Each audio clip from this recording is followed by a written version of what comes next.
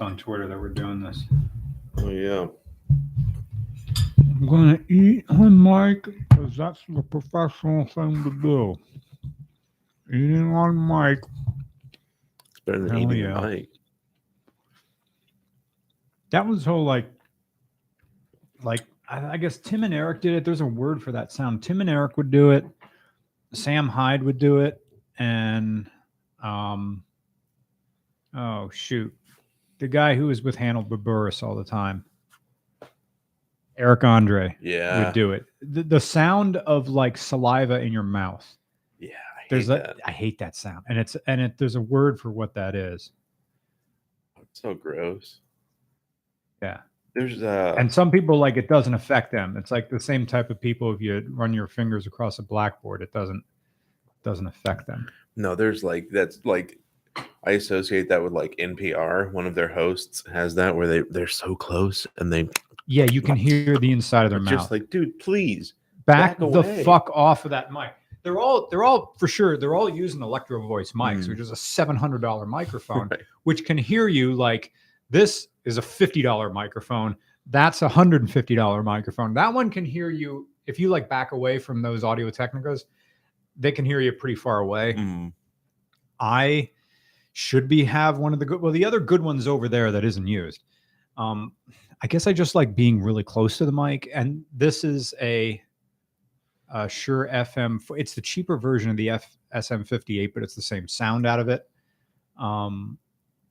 And this one, if I go this far away, the sound is really noticeable, and I can't be off mic, like to the side, because it sounds different. But I don't know. I kind of want to think I'm a professional and know how to stay on mic, even though when I listen to these streams, I know I'm not on mic. So welcome to Late Night Stream. It's Ben and Brian. We were supposed to film. Nick is at home. And Nick lives nowhere near me. And if I'm smart, I'm going to eat food before I start drinking. But I'm happy to everybody who is here. Frederick Knutson didn't respond to the thing. Hey, it's Jess. New last name is K. Shoot. But it's Jess McAndrew. And I just need food. I'm just so sorry. I need food right now. By the way, I was going to tell you, I think that whoever just wrote said Brown. In my phone, when I'm trying to write your name, I was saying to somebody, I'm going to Brian's, we're going to do a podcast. And my phone auto corrects your name to Brown. Why? I have no idea. Like, I have to capitalize the B in your name to get it to actually pick up that that's what I'm trying to write. But I will write your first name and it'll go, you meant Brown. So I think it's in on the joke. It understands the internet. It's the only logical answer. Think about the way I cook dinners. It takes so long. Does it? I was wondering about that. Like, how long? Like, well, the vegetables are ready. It's just the chicken. Well, because I don't stay with it, it would cook faster if I turn the heat up more, but then I have to stand in front of the pot and look at it. Yeah. So it's kind of like this trade-off thing. So I couldn't sometimes it takes like 45 minutes for that thing to cook, but it's 45 minutes that I don't have to, look at it. Yeah. No, like when I get home from work, I want to eat immediately if possible. Yeah. I'm just ready to go. When I get back to the gym, I know it's going to be at least an hour before my food is ready. You should just start it on the pot before you go to the gym. Yeah, but then I'm on time. Like I'm sometimes if I'm not with anybody, and sometimes I'll talk to Rich, I'll talk to you, and then I can be at the gym for 2 hours. Yeah. Because we factor in the time for me to have my little lie down before working out in the sauna, where I just don't think about anything other than I'm hot. And then I futz around in the gym, in the weight room for a while. And then I go in the elliptical. So the elliptical is 40 minutes right there. So, and the gym, the weight room is at least 15 minutes. Yeah. So we're at an hour there, plus 15 minutes in the sauna, 15 minutes to drive to the gym, and the extra fucking around time. It easily becomes 2 hours. Yeah. Oh, that is so good. I think that's one of my favorites. Yeah, I'm not a huge fan. I don't know why. It's the creaminess of the Burton bot. It's hardly even an IPA. It says it's an IPA, but it's so creamy. Jess says Kenny is browned out. That means he's tired of the brown joke. Or he's almost blacked out. Oh, they had curry, so he plenty of the brown sauce. Yeah, it's good stuff though. Oh, protein. I have any today. I have all this Worcestershire sauce because Tony Airlines was here on I forget what day this week. And we were hanging out with, it was pilot day. We were hanging out with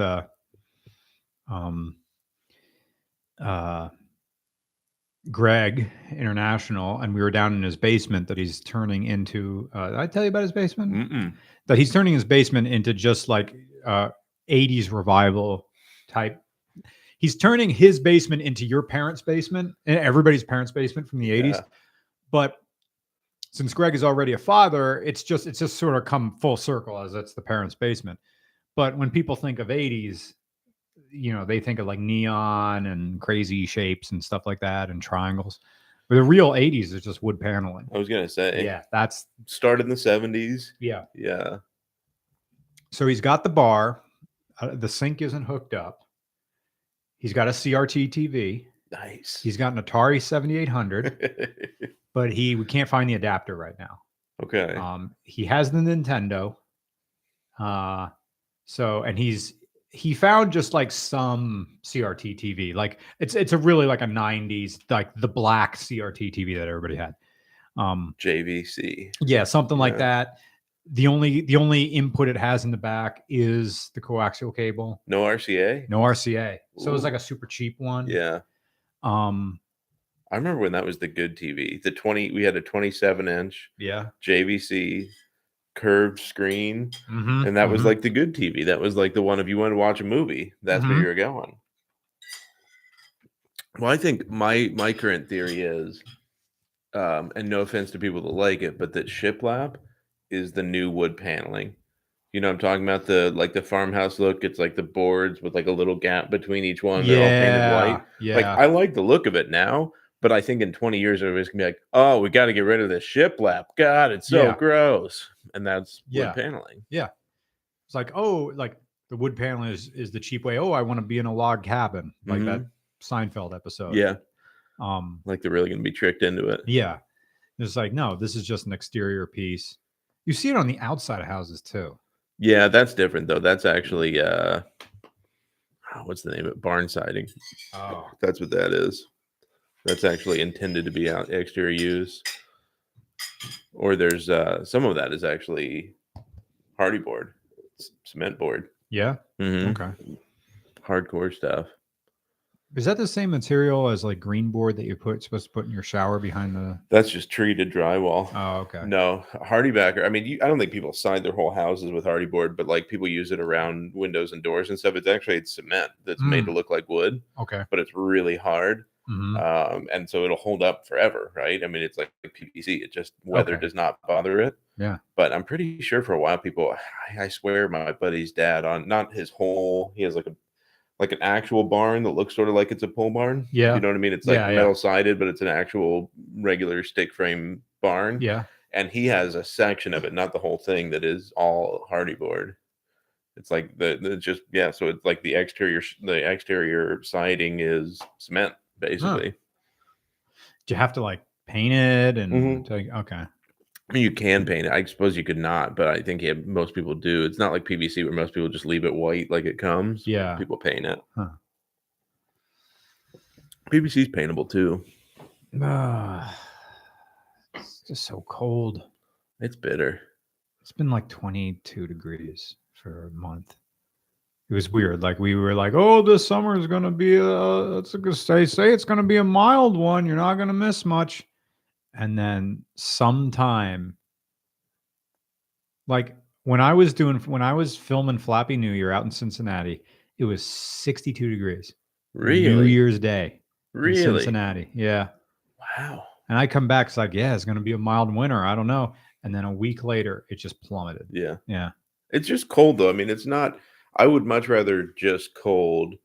And if it's gonna snow like 10 to 15 inches and get it over with. Yeah. What, like last winter when it would do like, there's 3 inches. And there's 3 About inches. 4 more inches, right? Like it just kept happening. Yeah. That's what really annoys me, because then it's like I have to like snow blow everything. Then you come back 2 days later, you snow blow everything again. Just man, I can't remember how long it took for all the snow to melt. yeah. Because I just had this canyon running back to the backyard. And I guess since we were like more locked down last winter, I was just happy that the gym was open. Mm, So, and I bought the POW, and the POW just kept me busy all winter. I remember working on that in the cold, just fixing things. And then there was like a week and a half when I had the entire interior in this room, just the seats and the backs, and I just kept vacuuming it with the Bissell, and the brown came out, and the brown came out. It's just cigarettes and sweat for an entire life. And I remember last winter just moved really quickly. Yeah. What else did I have to go find my calendar to try to figure out what I did last January and February. And now it's almost February, and I'm glad it's moving along. But like the thing that's keeping me going is just going to hang out with Foster and Dono at the end of next month. That's like my big thing that I can't wait for. As opposed to nice trip. I'm going to go there. I'm going to do jack shit. Except maybe try to formulate ideas to just help Adler's channel. Because, okay, we found this out. I had this talk with Jim Schulman, who we had breakfast with at one time, is that I tried to push Adler's channel as much as I could. And I thought, oh, I have 800,000 subscribers. I can probably push him over 100,000 so he can have the plaque. Wasn't the case. I got him like 2,000 subscribers, which I know is more than before, but he's still below 50,000 subscribers, or maybe I think it's very disparate channels, though. I know, right? Yeah. Justin Bernash told me that Foster sold his Mini Cooper to his parents. So what do they want with a Mini Cooper with no clutch? I don't know. Maybe his dad's mechanically inclined and is just going to fix it himself. Or did he get it from them? Is this like we don't want to lose the car? No, he got like a bank loan and bought it. Yeah, maybe his dad knows how to fix it. Maybe he does. Maybe his dad's just looking for a project. Yeah. Yeah, and just gave his son a good price for it. That's a project, though, man. That is not an easy clutch to do. No. I mean, that's a big project if you have a 2-post lift. Yeah. And you're gonna need an engine stand, or you're gonna have to have a transmission stand to maybe lower that engine off of its off of its engine mounting bolts. And then the clutch is going to come out like a really. You ever have like actually, I don't know if this ever happened. People in the chat, have you ever had an NES, the original Nintendo, and a cartridge gets stuck in it?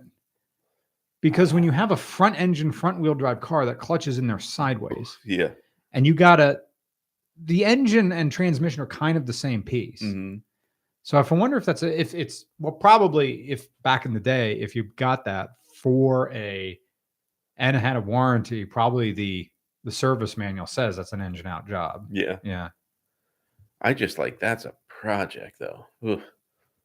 Yeah. I wouldn't want to do any engine, any transverse clutch job. Just give me line. I've never done a clutch on a car before. I've done them on motorcycles, but that's a completely different type of job. Yeah. Because it's a wet clutch.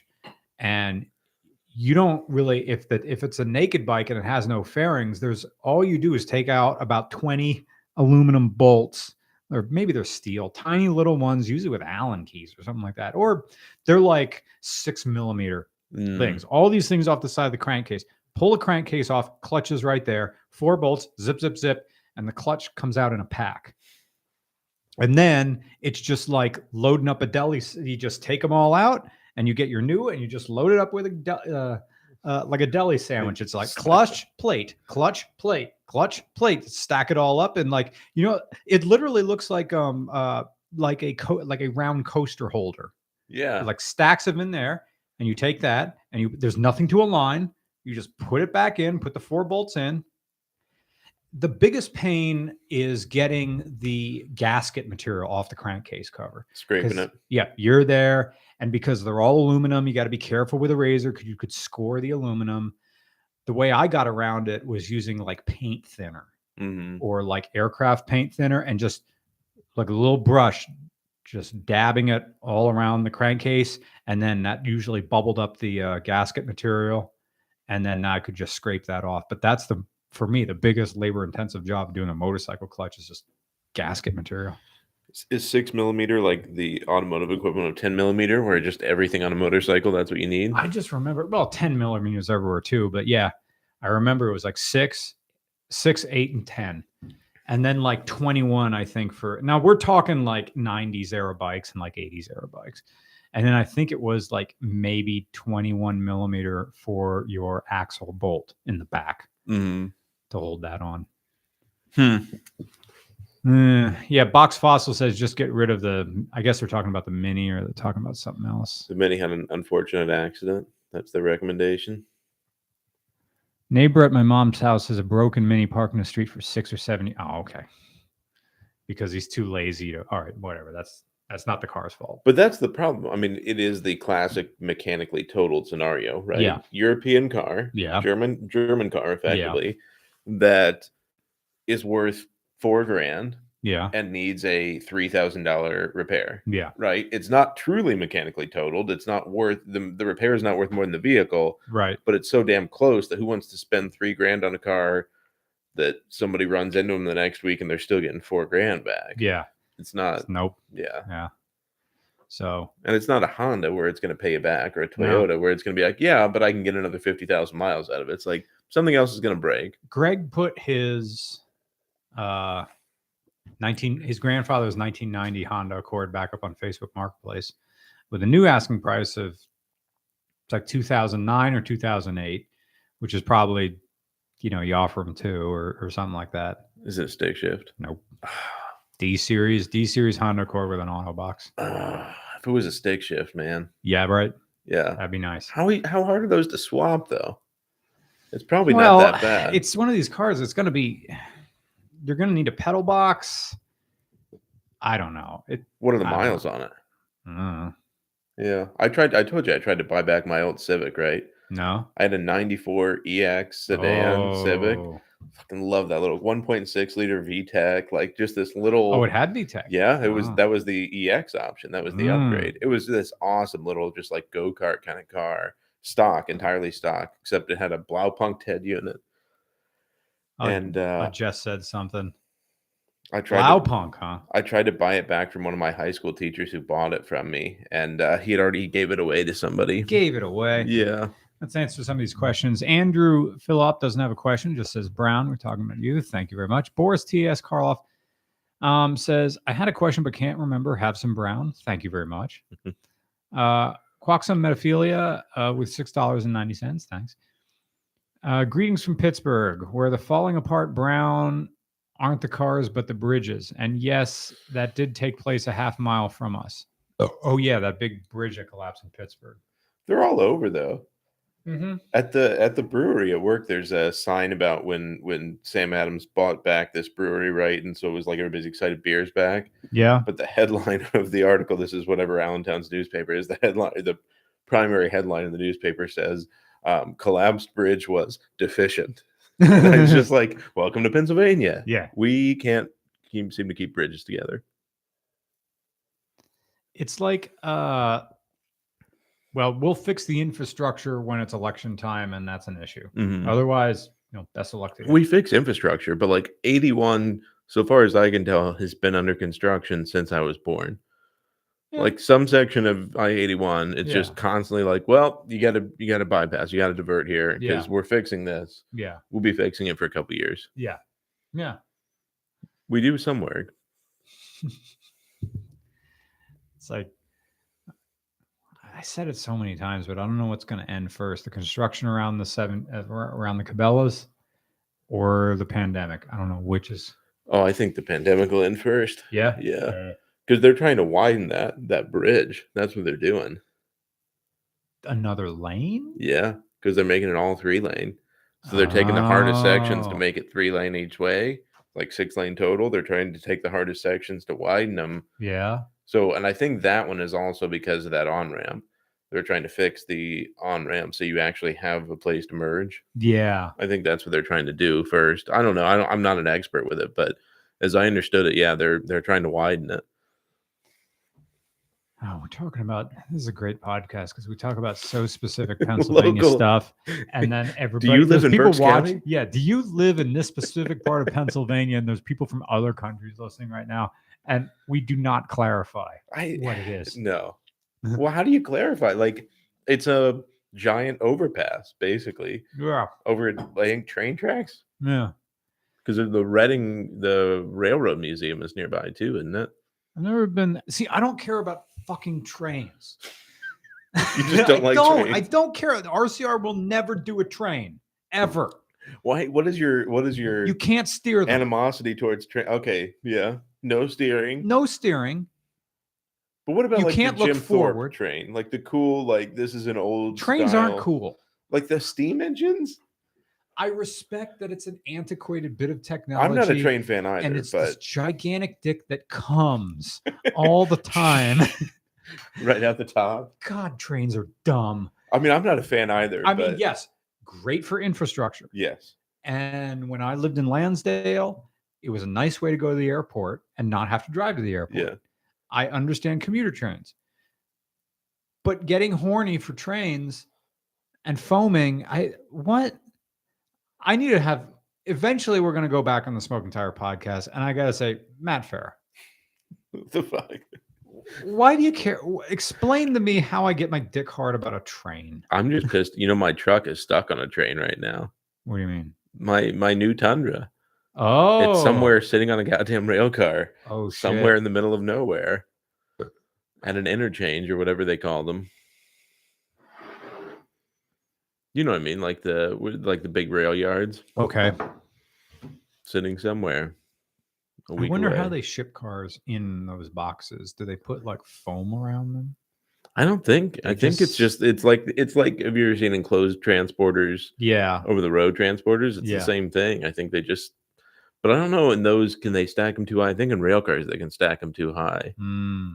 I think they pull one in, and I don't know if they can with like pickup trucks and SUVs, but no, I don't. I mean, I'm not a diehard train fan, but I think they're an economical way to transport goods,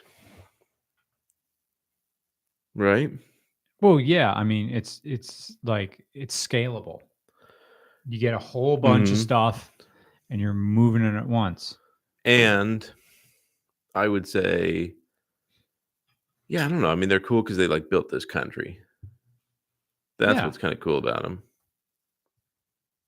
And like you can like pretend you're in 1890 going to St. Louis. That's, I think, the old people thing about trains. We'll get there in no time now. And this thing's going 50 miles an hour. Well, the dining car, how cool is that? It's what? Because you can you have like a fine dinner on a like, here's where I can see the appeal of them. For a commuter vehicle, for a commuter. I can have a fine dinner in a restaurant that I took a plane to. That's true. Well, explain to me the dining car. Like why you like it? Again, I'm not at all advocating that trains are awesome. Like, I would much rather drive anywhere than take a train anywhere. But I feel like on a once in a while thing, there is something cool about, like, I don't know, like you're getting somewhere. It's not like a plane where you have no room whatsoever and you're just sitting in this little tiny, you have like space. You can actually like I feel guilty getting up and walking around on a plane because I feel like if I'm even if I'm in the aisle, I'm like, other people probably have to use that bathroom more than I do. So I don't go to I don't ever use a plane bathroom. Just don't believe in it. So I don't know, like on a train, I feel like I would feel more comfortable with that. I don't know, you can have like a nice, like, I'm sure it's still rocky, but you can have like a nice experience. I'm not at all advocating that trains are the answer. We're talking about American trains. Yes. Okay. Although European trains are also like German trains, always on time. Yeah. Like literally, I remember being in Germany and like it would be like the train will be leaving at 3:13 p.m. and at 3:11 p.m. it would pull in, and at 3:13 p.m. it would leave. Like, and it was just like, that's when we're going. Nice. This is what we do. Like there was no, like the British trains, we would always take those down to London from Grantham. Yeah. And those were, within 10, 15 minutes of when you would expect them to arrive or leave. But like, yeah, the Germans, Belgium, you could go, we went to Brussels and took a train. Where did we go in Germany there? Leipzig, maybe? I forget where, but always on Did time. you eat on the train with their snacks and stuff? Yeah, we didn't. There wasn't like a true dining car, but there was like, yeah, like you could like go back and like snack bar kind of stuff and hot pretzel or whatever you wanted. What were the seats like? Very comfortable. Yeah. Yeah. Like very like, that's what I mean. It's like being in a charter bus. Okay. But on the rails. Okay. So like you have room, you don't feel like you're like mashed up against somebody else. Okay. Like a total stranger, right? Like you had like space, you had leg room. Mm-hmm. Like those are the pieces where, like, if you had me force rank, obviously I would rather drive anywhere. Like I don't like to fly. I would rather drive than fly. If I had to go somewhere, second would be flying because I would get there quickly. I think third would be train. Last is definitely a bus. Like buses, I would, if I could walk somewhere, I would choose that over a bus. I hate buses. I've never, I can't make heads or tails of bus schedules. I don't understand that grid pattern. It looks weird to me. The only buses I've ever taken in my life are the ones that say school in front of it. Yeah. And the buses that leave from Kutztown to go to Port Authority in New York City, in Manhattan. Those? Yeah, you can go from Kutztown to Port Authority. You can also get them in Hellertown in Allentown. Oh, really? From there, there's like 2 or 3 lines that run, and then they used to pick you up. Like the one in Kutztown used to go to Port Authority terminal, and then that bus line went bankrupt, and then they have a new one that drops you off somewhere to the MetLife building, or like at the MetLife building, which is a different place in Manhattan.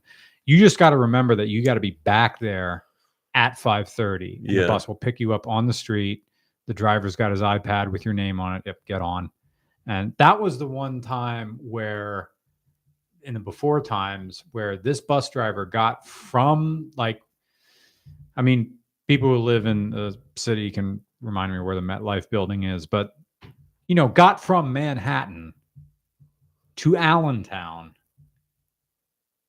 No, I was home in 2 hours, 45 minutes. I remember through Jersey, I was there on the back of the bus, and I think I had some like airport shooters with me, or I somehow filled a water bottle with booze from like the lounge at Javits Center at the auto show. You had a water balloon filled with booze. Yeah. So I'm just drinking my way home on the bus, and I look out the window and I see the Clinton Diner. We're on 78. And I'm like, the fuck, we're at the Clinton Diner already? And I open up Waze just to check how fast we're doing. We're doing 83 miles an hour in a fucking charter bus. Do they not have to have a CDL? I don't know. Or it's a different endorsement maybe because they don't have air brake? My mom had to have a CDL because she drove the bank bus. There used to be a bank. M&T Bank used to have a bank bus. Now, this was back in the 90s when everybody had money. So they had this mobile bank that would go to like, with the Reading Phillies game and like state fairs and stuff like that, and had like an office in it. And I don't know how this thing made money. It might have been a loss leader because there's no way you're going to make enough in ATM fees to pay for the diesel that this thing uses. I can see it going to like retirement homes. That's there you go. See it, yeah. Right? Yeah. People don't want to get out, but they want to like send money to their grandkids. Just bring the bank to them. Need to talk about and it's okay. They have a legit banker there, and like this Winnebago could show up, and she had a CDL for a while, so she could drive this class whatever. Would you know that if you have a CDL, even if you're a truck driver, you have your CDL-A, whatever it is that you for an actual air brake endorsement. Okay. You then get a ticket, and your private vehicle, your own car that you drove to wherever you work, that counts against your CDL. It does? Yeah. Wow. What kind of shit is that? That's horror shit. They don't mess around. That's horrible, I think. Yeah. Do you need another beer? No, but thank you. So Jess says, Waxham had another question. $6.90. Speaking of Adler, I saw he had an ID. Yes, he has an IMDb page now. Shouldn't you have one for that fancy video? But I think regular car reviews has an IMDb. I don't know if Brian Ryder does. So I'm fine with that. Nick would know. Nick is the more film guy. But congratulations to Adler for getting an IMDb. So Jess McAndrew. Hello, Jess. Oh, by the way, if you didn't tune in, we finally fixed that one wonky headlight on the V that I can't talk about this car because it's the next giveaway car. This next giveaway car, and also Ben and I were just driving. We can't give it away, but I don't want to give this car away. I like it too much. It fits me. It's like everything the Falcon kind of was, but now I have heated seats. It's like everything. I'm only referring to it as the V, but some people are probably going to guess what it is. But it's everything the Falcon. Volkswagen? Yeah, sure. Everything the Falcon was. It's a four-door car with a lot of power, comfy, has a rumble to it, and it's fun to take people, and I can drive it wherever I want. And the upsides about that car is it'll never overheat. I get really good heat. I've got roasty heated seats. I don't know what it is. Yeah, it's comfortable. Now it's comfortable for Americans. The thing I don't like about it is that it was touted as a handling vehicle, and it fucking isn't. No. And the seats are bad. The seats, you will slide around in the seats. Yeah, it's too big. Too big. Well, again, it was designed for a big ass. Yeah. So Jess says, get a mop and a bucket. That's a wet ass clutch, says Ken. Hi, Ken. Referring to motorcycle clutches from earlier. I want more food. Is there a question for Ben here? Ben can answer questions about business logistics. People are talking about the roads and the East Coast. I'll give a diatribe. You go fill up with food. Someone asks, wait, this is relevant. Bob says, thank you. I know more about rural Pennsylvania than any other part of the U.S. Pretty much. Sounds like equal parts nice and sucky. Yes. Yeah. Andrew Phillip says, will the winner of the S4 be announced? Yes, I'm going to do it on Twitter and Instagram, and I'll probably do it as a community post on YouTube. I'm not the thing about these things is I can't select the winner because by default there will be a conflict of interest. So it's done independently by a third party, by a company. So as soon as they know, I will know, and once I know, I'll make a post with a nice picture and put it up so people will know. But it probably won't be for 2 weeks. Food. So here's my rant, and I'll filibuster while Brian's getting food. So here's my new decision. Speaking of Pennsylvania roads and salt and everything else, so obviously we are in the Rust Belt. So I was thinking about this because I was commenting on somebody's Facebook post today about it. But the realization I've come to is I love late 90s, early 2000s Toyotas. So I've had 2 third-gen 4Runners like Brian's. I currently have a 2000 Tundra. I love the 100 series Land Cruiser. I just love that era of Toyota. I feel like it was like the pinnacle where they got perfect with their quality and reliability, and they were just on it. And at the same time, it was before the giant tech bubble where everything got too digital and just bullshitty. And then now we're going in a weird direction with turbos. But what I've come to the realization of is the conclusion is I've given up on trying to buy those, I think, because it's so hard to find a rust-free late 90s, early 2000s Toyota. And if you find one, it's hard to then keep it rust-free. Like, you're going through this struggle right now. You buy a nice, clean third-gen 4Runner, but now it's going to be this constant, is that new rust? What's happening with the rust? Who do I have to do more fluid fill? So I'm just basically then I was talking about this today because I was looking at the new Sequoia, right? The 2023 Sequoia, which is also a twin turbo V6 hybrid, similar to the 2022 Tundra that I will someday own. And, people are saying well, the twin turbo V6 isn't going to last as long as a V8. I agree. But at the end of the day, maybe it's now the new thing. Is like you drive a car for a few years, you trade it in. You don't plan to keep a Toyota 20 years anymore. Maybe you just have to accept that they're not going to be even like my 100 series Land Cruiser. The engine was fine. It was the body and especially the frame that was succumbing to the rust that was killing it. The vehicle itself, the engine itself, could have gone another 200,000 miles. There's someone driving around this town with a green. Yes, exactly like my old one. And they live in Pinebrook, and I've almost debated stalking them to find it, because there was a second one also in that same area. There was a second one also in the same general vicinity, and the guy, I actually talked to him about it, and I was asking him like where he got it serviced. This is when I had my 100 series, and he told me someplace, and then he traded it for a Tundra, and I was like, why did you trade it in and not tell me? Because I will hoard all of the 100 series Land Cruisers that aren't rusty. If you own a 100 series Land Cruiser that's not rusty, I will buy it. I don't make rational decisions. I will buy it. I thought of you. I saw some on Craigslist and stuff like that because I was thinking about the hikers, and I'm like, I need something.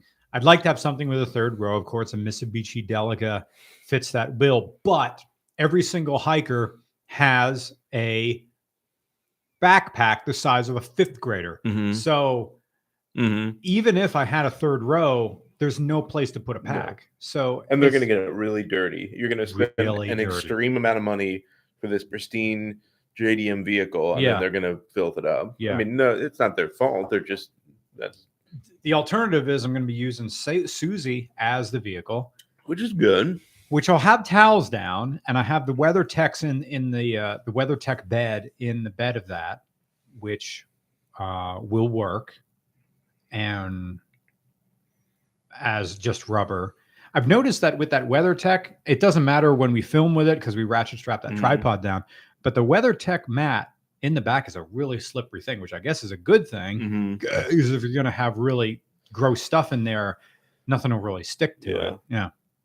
What we need to find you then, if you want something bigger, even though, again, I just described the struggle of trying to keep older Toyotas on the road. First gen Sequoia with the 4.7, the 2U ZFE, Toyota's best engine of all time.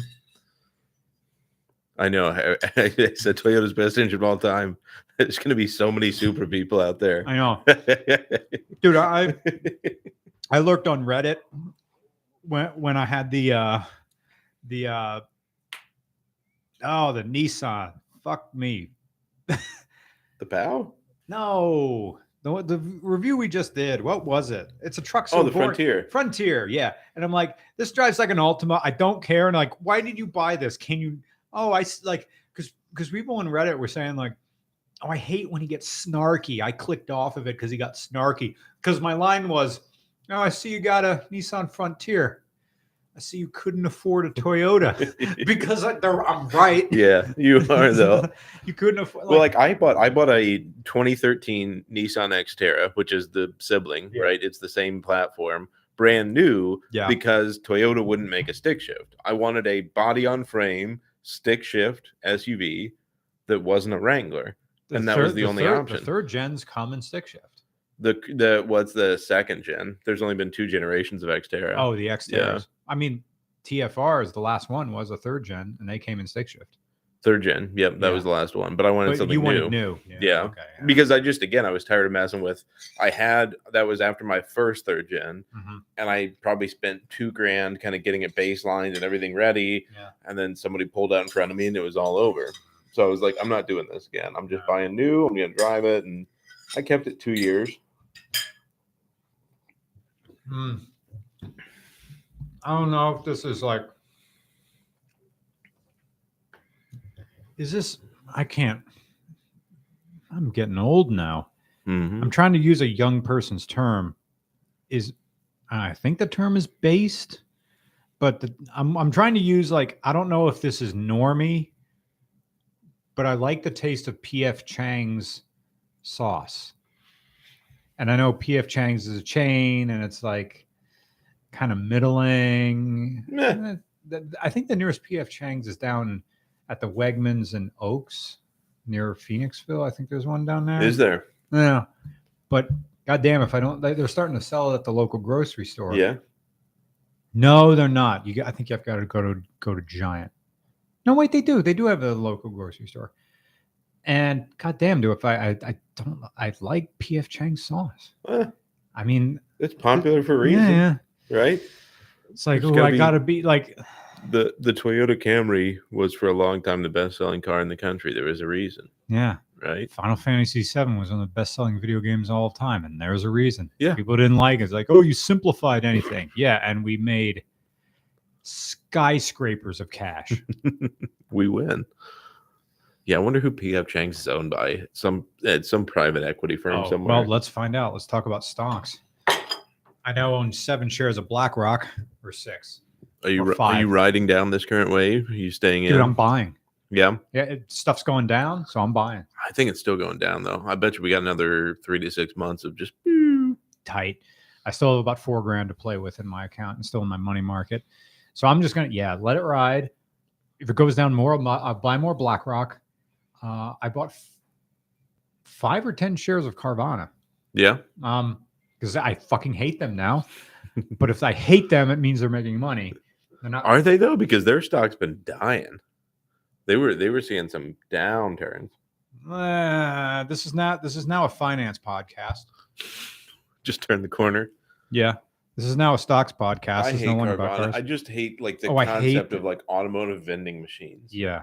I just like I like them in the beginning because all their prices were reasonable, but they are price gouging now. Well, they're price gouging because have you seen what they offered me at one point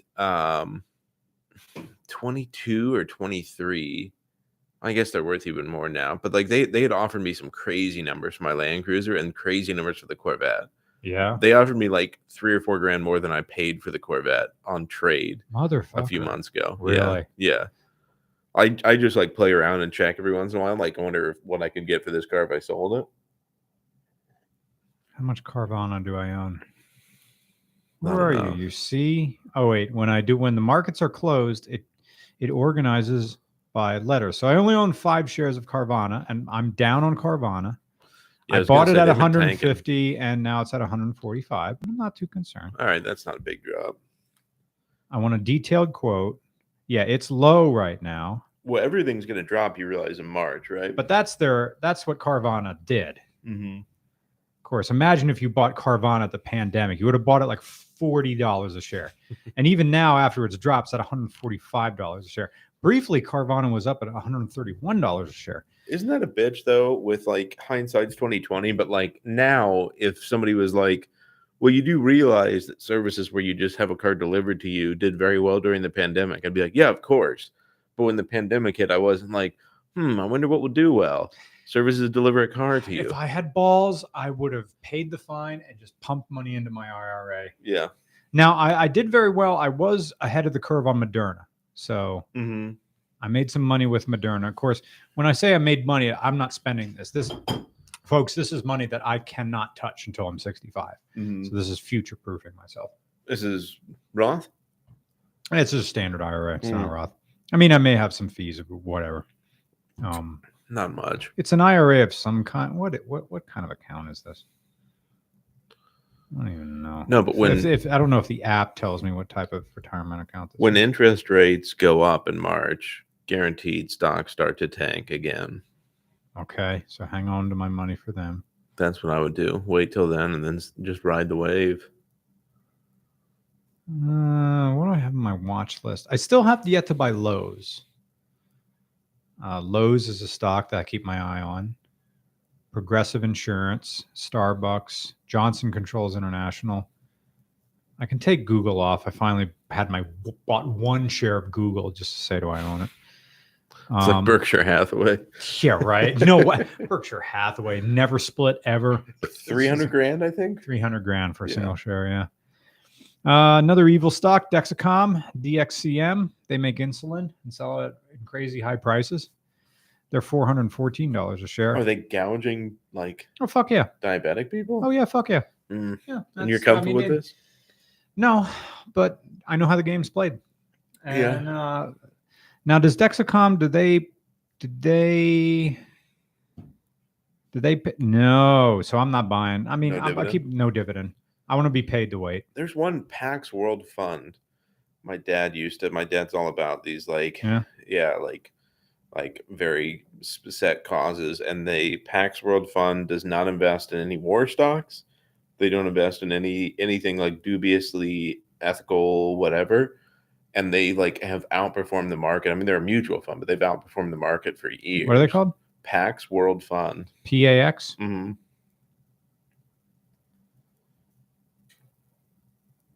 All right, that doesn't come up. PAX Global, It PAX should High be. Yield, PAX Maybe they've changed their Sustainable name Allocation. Maybe they've changed their name since. Click on sustainable something or other.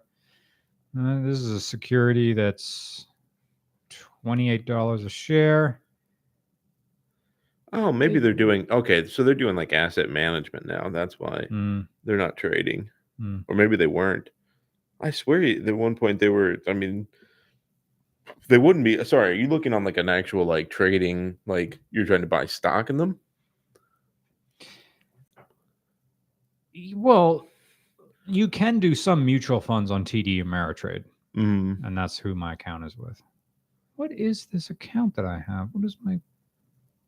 Yeah, socially responsible mutual fund. It's a simple IRA. So it's a SEP IRA. My profile, account information, there it is. Yeah, account type is a SEP IRA. So self something. It's a self-funded. It's an IRA for someone who's not with a company, or technically RCR, Regular Car Reviews LLC, is a company of which I am the managing member. So, it's a single proprietary S Corp thing. So that's the type of IRA I have. Or maybe a Roth can be singular. I don't know if a Roth has to be tied to a company or not. Roth is pre-tax. That's the benefit. Or post-tax. I mean, so okay. Basically, once you put in post-tax money, once you do so, you don't pay taxes on it at retirement. That's the benefit of Roth. I mean, I'll have to take distributions at some point. I'm sure there's going to be a fee of some kind. Stonks, yes. Quaxum, yes. This is stonks. These are what adults do. I should have been doing this in college. I just do 401k. Hey, that's where I go. Donovan, Donovan sent me like 8 messages, which is out of character for him. I am podcasting right now. I am going to read this stuff aloud. Tune in here. It's all like, yeah, my ATM pin is. Where is it? All right, I need on my phone. I can't have feedback here. Hold on. How do I enter that? All I want to do is send this thing to a friend. Is this a TikTok? Maybe I do this. You kids do the TikTok, and then you dance around, and then someone makes an NFT of you. I'll pay you like $3. You come to my house and do the Macarena for me. He's probably working or something. Ding, diggy, ding, diggy, ding, diggy, ding. Oh, and Jess McAndrew said that I'm in her living room right now. Yes, I've sat on that couch. Okay. So for those who don't know, Donovan is also the YouTuber and also influencer Blazing the Dragon. So let's go read his tweets. Donovan says, I present to you the best reviews I've ever read, and I'm happy that the Fix Coffee House was included in this array of reviews. Donovan sounds nothing like this, by the way. Mike's Car Wash. And these are public things, so I'm going to read the address. 4605 Martburg Avenue, Cincinnati, Ohio. The Silver Moon. Oh, this is very good. I'm going to get very close to the mic so we get nice and sensual.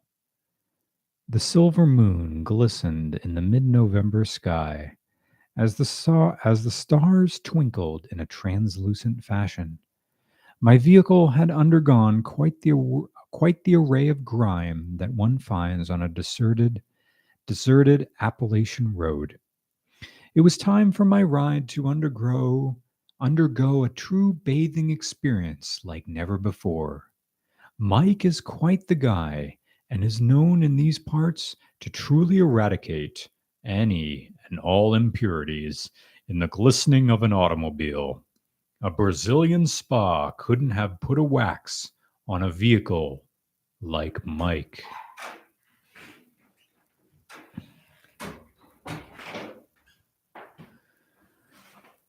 The Growler House, 1526 Madison Road, Cincinnati, Ohio. Bless you.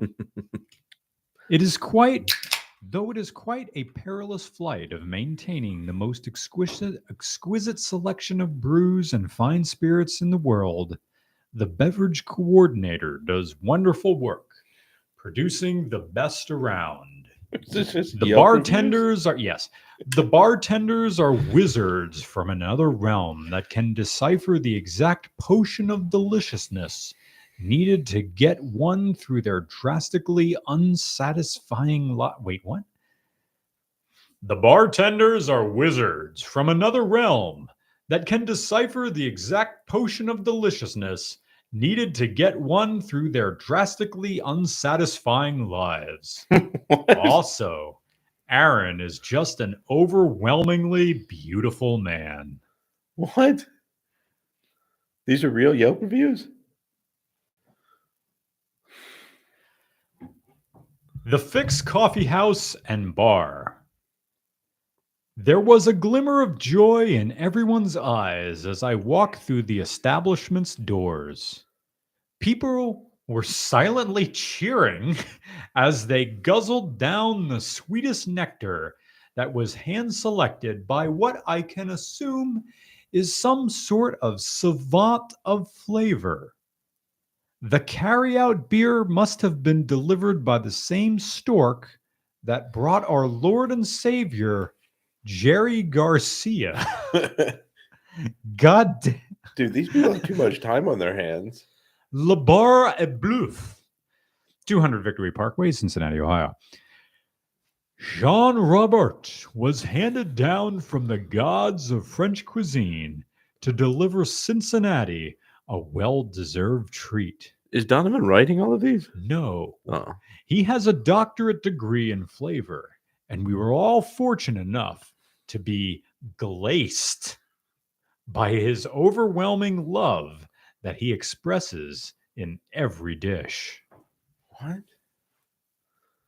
This is very high praise. Decibel Korean fried chicken.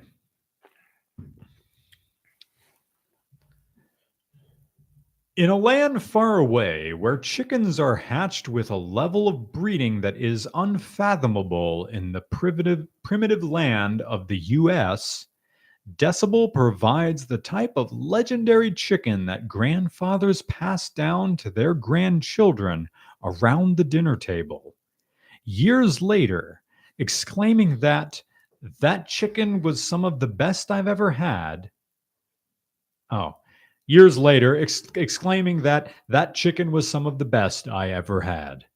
The inferno of desire for the Moz stick, which I'm guessing is mozzarella sticks, is something that will haunt me until I nibble on that lustrous cheese once more. And that is the end. Dude, what? Well, I'll take these. I mean, they sound nice.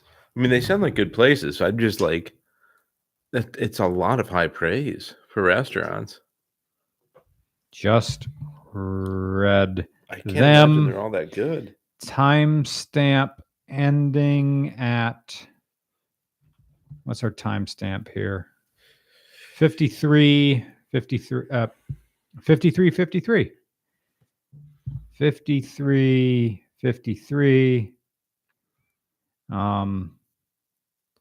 I mean, scroll back from there. I will say, in whoever wrote Look all in my those, bowl. like whoever wrote all of those, in their defense, it's much better than the Yelp Karens. Yeah. Right? The ones that are like, took almost 7 minutes for waitress to come out and give us menus and take our drink order. Yeah. Like, okay, chill out. Maybe there was other things going on. Yeah. It was 7 minutes of your life. You went to a restaurant to sit down and have food. Right. You expected it to take longer than going to McDonald's. Yeah. And it's just like the same people like, my flight was delayed. Like, do you have any concept how complicated the airlines are? Right. And this is why American planes don't crash. Mm-hmm. Because the FAA is the closest thing we have to a god right now. Although, in their defense, that's why I hate flying, is that I have no control over it. How can I download to you that my joy that I have no control over it? I agree. There is, you get to the airport, you get through security, and you can kind of check out and be like, it's in somebody else's hands now. Yeah. I get that. But at the same time, for me, my problem is like, if I'm going to see this family member, friend doing something for work, and it's just like, oh, sorry, 3 hours later than you had planned to get there. So now what? I'm just like, no, but I'm if I was in a car, I could have controlled for this. But then you have pileups and backups. Yeah, but I can take an alternate route. That's true. I can get off the road, and Waze will tell me in advance now to get off the road.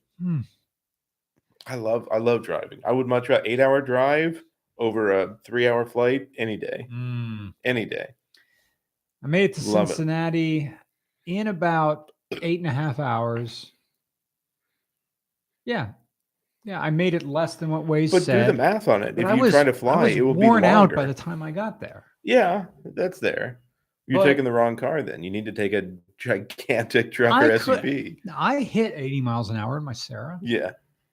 But, we're not Ed Bowling, and we just don't have the ability to, like, Super Mario Brothers invincibility star somehow. Not getting pulled over in Ohio. All that stuff. Oh, Ohio. Yeah, they're bad. Yeah. Although I didn't get pulled over actually last 3 times I've been through Ohio. So Boris asks again. Thank you. Boris says, April Fool's video idea, review a model train and either shit on it or do it as serious as possible. And said, there, we finally reviewed a train. That's sort of neat. Here's your fucking train. Gay. The one at the Wegmans. Have you been to a Wegmans store? No. They have a train. It's for kids. It runs around like the dairy section. Really? It just like elevated above. Just record it with your phone and just bring back like, here's my train. Here's the train. Or like hang out at Port Clinton or something when a train goes by and just have like the letters on the top of the screen. Trains are gay. No, it's just you waving to the train. Like the whole shot is just literally you just set up a tripod and it's just like in frame is the train and you being like just waving to the train. That could work. I need to have like time out of my day that I could do something like that. Imag42 says, not trying to get you to go there because I'm not even there, but what is your impression, knowledge, or view of northern New England, Vermont, New Hampshire, Maine? Never. I've only been to Killington, and that was like in like freshman year of high school. I went to Killington. So yeah, no, I don't have an opinion because I've never been there. You, New England? I've been through. I have a friend that lived in Vermont for the longest time. I don't know if he's still up there. I think he still has a place up there. If you ever go to do a review, I'm sure you could stay with him and he would help you out. But no, I mean, I like it. They're a bunch of weirdos, right? In like what way? people. So people think of them. People think of like New Hampshireites as the same as like people from Massachusetts, and there's some overlap, right? There's some like kind of cross pollination that happens, but they're also like Vermont is so for electing Bernie Sanders every year since the beginning of time is a surprisingly conservative state because they're so rural and they're like everybody like it's like a small microcosm of Alaska to me in some ways of like all of the difference like, but it's a really like they're like good people. They're like very friendly, not overly like people are not like, I don't know. They're not like Midwesterners where like everybody's your friend immediately, but they're like, yeah, I mean, it's like good, hardy, people, hardworking. I got that impression a little bit in Ohio, but I haven't been like, what in your opinion is the most Midwestern of the Midwestern states? Ooh, that's tough. So I'm biased because I grew up in Indiana, but I don't know if Indiana would be the most Midwestern of the. I think like Iowa probably. I'm gonna agree. Yeah. Like there's like Iowa is like a microcosm of all of the others, and that it's like it's even more quaint and peaceful and quiet. Everybody's very friendly. Like everybody's just kind of like come as you go. I don't know. Like it's a very Do they have a major city? Des Moines. I mean, major is I'll really never a forget that airport. That airport was like the Cressona Mall. yeah, just They empty, had like one big. bar, I Yeah. think. Yeah. But that's like, I mean, even like again, I shouldn't shit on my home state. I love Indiana, but like Indianapolis is the biggest city Mhm. in Indiana, and yet like I would love it if somebody could find me somebody who lived in Indianapolis and didn't own a car. It's just not a Mm. thing, Mm. right? It's a very, I mean, it's a driving city and it's a Mhm. drivable city, and like a really fun cultured activity on a Friday evening is to go to Buffalo Wild Wings. Like it's just not I mean that's not really true. I shouldn't say that. People in Indianapolis will hate me, but like it's not like there's like it's all suburban sprawl and like Yeah. malls and like there's not like I don't know. I mean there is culture. There is like there are like nice restaurants in downtown Indianapolis and I should give them credit, but it's also like it's not if you grew up in Boston Yeah. and then you went to Indianapolis and you're like, oh, this is also a big city, you would be sorely disappointed Mm. with how you would perceive that city versus where you came from, Mhm. in my view. It's just different. Midwestern cities are different. Other than Chicago, they're big and they have room and they have a lot of people and a lot of chain restaurants and PF Chang's. A lot of PF Beef Chang's. Chang's. Tons of PF Chang's. For real? No, they do. Like Yeah, I remember though, in yeah. I mean, I Indy? remember like a buddy went to a school maybe an hour away from Indianapolis. Yeah. And I remember going to visit him, and it was like his roommate or good friend and his girlfriend. They're like, oh, just got back from Indianapolis. And like, where'd you go? PF Chang's. I was like, that's good stuff. What? I mean, honestly, it's not for a chain restaurant. It's more in the category of like bonefish to me than it Okay. is in the category of like Applebee's. We were having that talk about Boston Market because they opened a Boston Yeah, Market yeah. in the old Pizza Hut. Yeah. I don't know if they knocked that building down and just retrofitted They it. didn't. They didn't. Yeah, they just literally changed the exterior. Hell Yeah. yeah. Because I remember it was the reason I remember noticing is it was always overgrown. When I would drive to work, you would just see like clearly the weeds have just been allowed to grow. And then I remember seeing people come in and like weed whacking and mulching and stuff. And I was like, oh, I wonder what's going on. All of a sudden I see a sign Boston Market coming soon. It's like Boston Market is just like I don't know what it is. We need to go because I don't know guess what we the got to food eat it is. at Boston Market. I can't remember if I ever ate it at Boston. I don't think I ever have in my life. Is it just like take home food? It's like here's a bunch of mashed potatoes. It's like hearty, home cooked style take home food, like rotisserie chicken. That's what I know it for. Well, I do and like rotisserie chicken, but is it like legit rotisserie chicken? Because the grocery store here does rotisserie That's chicken, true. and they That's have that true. machine right there by the deli where they roasted the chicken right there. So does Costco. So does Wegmans. That's true. So does everybody. But it's close, and they probably have really good mashed potatoes. Yeah, I do like mashed potatoes. We're gonna have to go one of these days. Yeah, we're gonna have to fucking go to a Boston Market. I just feel like when somebody opens a new store, I'm like, well, I guess I should go just to like try it. We should wait till like there's a bunch of hikers here and just like and like roll up to the pavilion in Port Clinton and a bunch of people like, hey, I'm Brian, a shuttle driver. I just thought I'd come by. Dude, me and Ben are going to Boston Market. We're just gonna buy a bunch of stuff. You want stuff? We'll bring it back here and have like a feast. And they'd probably be like, hell yeah, and like we'll get free weed. I'll get free weed. You got a pee test for your work. Yeah, I'm not taking any free weed, but better yet, you should we'll wait till I get my new truck and we'll take the hikers to Boston Market. Hell yeah. Just load up like 15 people in the bed of that truck. Just drive everybody to Boston Market. Dunny Crapper says the Midwest scares me because of Children of the Corn. And I'm like, does that movie is still relevant? Do they talk about that? No. You lived in Indiana? No. Nobody.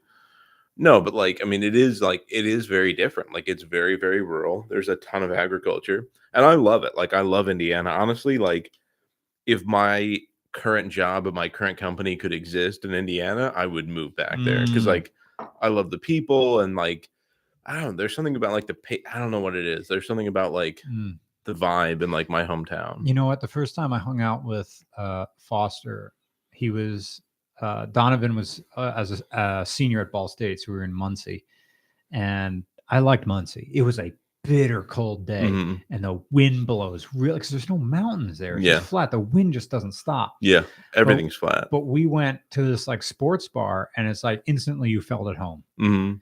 Even though that, I don't know if Muncie is an outlier.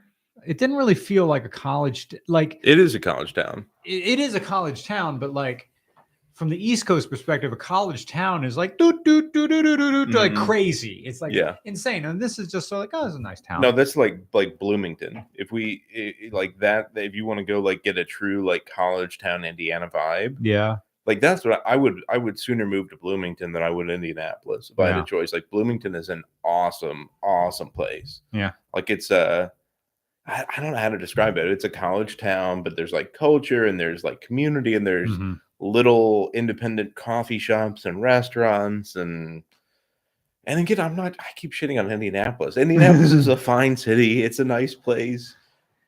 The tone you just took was everybody I talked to in New Zealand when they talked about Auckland. Yeah. It's like Auckland isn't bad. It's a nice place, I guess. But it's not. I mean, I went to college in Evansville, and Evansville like is in a lot of people. It's one of those cities where it's a lot like the county we're in right now, where if you grew up there, you hate it with the fire of 1,000 suns. You just hate it. But if you didn't grow up there and you like are a transplant, you're like, it's a pretty good place. Nick likes walking around. It's like, your town is really super cute. And I'm like, yeah, I guess we got one gay pride flag and I'm too chicken to fly my own because I don't want to upset the neighbors. I mean, that's a thing. It's a thing. And it's a problem. But I'm just saying, like, in general, like Evansville, I liked Evansville. And like there's cool areas. Like there's like shout out to Haney's Corner in Evansville. This little like there's like these little like pockets of like community and like cool shit.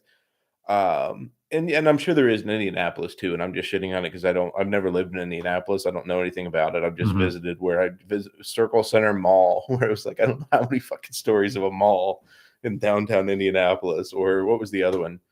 There was another one that was like a bougie kind of mall. Like, but that's what I think of when I think of Indianapolis is like chain stores, strip malls, and just continued sprawl. Yeah. You want to build more houses? Let's keep going out. Like that's the solution to every problem. Don't get more urban, build further away. John Smith with a generous donation says, thanks for the years of entertainment. You are awesome, Brian. You're awesome, John. Thank you so much. We'll be wise with your cash. Qualcomm again, thank you very much. With the nice price, says, my girlfriend Neri, who is listening with me on our Chromecast, says you should read the complaint letters to El Nazir in your reviewer voice. I don't know what that is. Me neither. And now I got to know.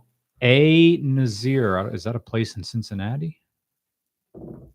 Bless you.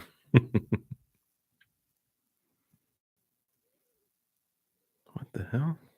Dead air. Come on. Did you get it? I'm going to refresh this page.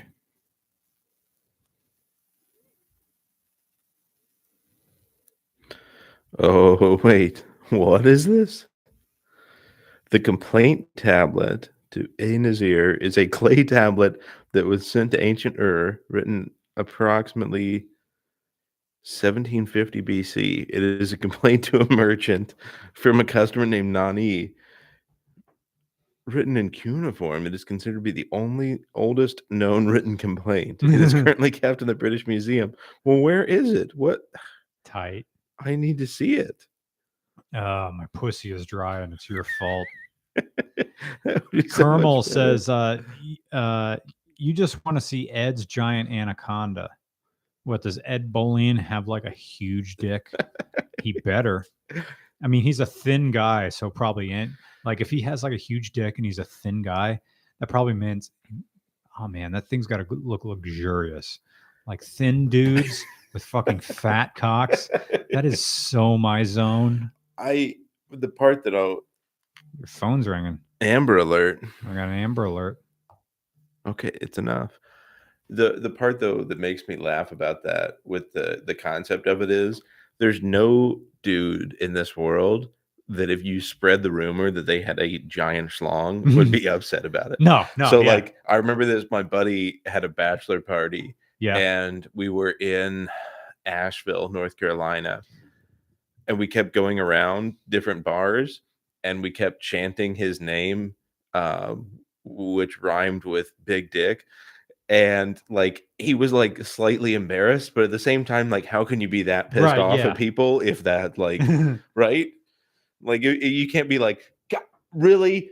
Stop it." Yeah, yeah. Like, nobody's gonna be that offended. No matter any other aspect of them, men are just kind of like me, like, all right. All right. Yeah, yeah, I feel better. Yeah. Was he in on it? Or did you decide like we're gonna spread this rumor that this dude So has just like a huge schlong? no, that was his nickname from college. Oh, Was a woman gave him this nickname.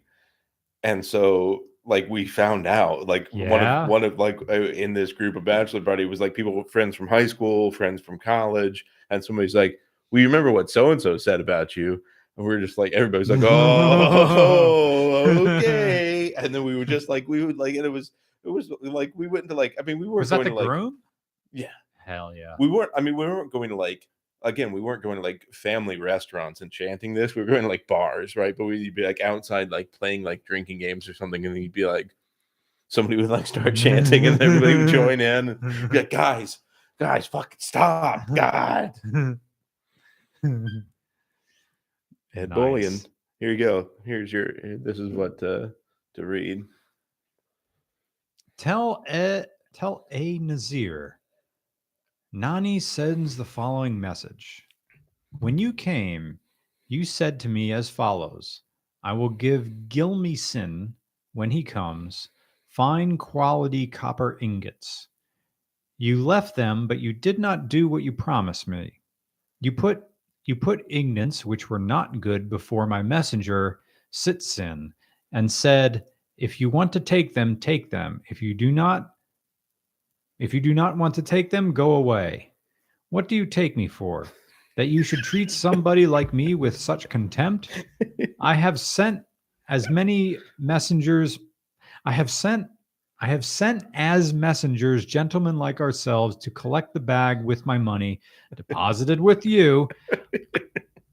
But you have treated me with contempt by sending them back to me empty-handed several times, and that through enemy territory. I don't know why they wouldn't just Through enemy territory. Oh, excuse me. You're correct. Is that what it is? Yeah.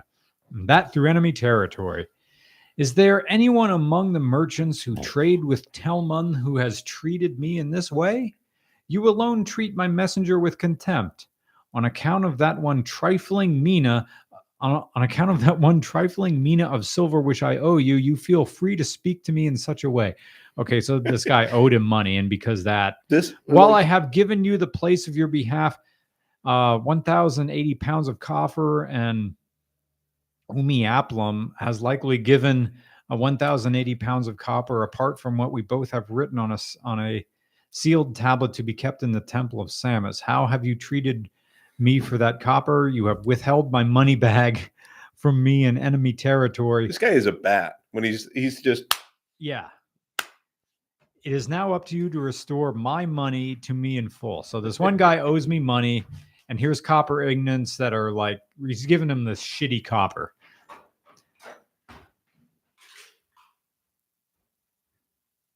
This is a word I can't pronounce.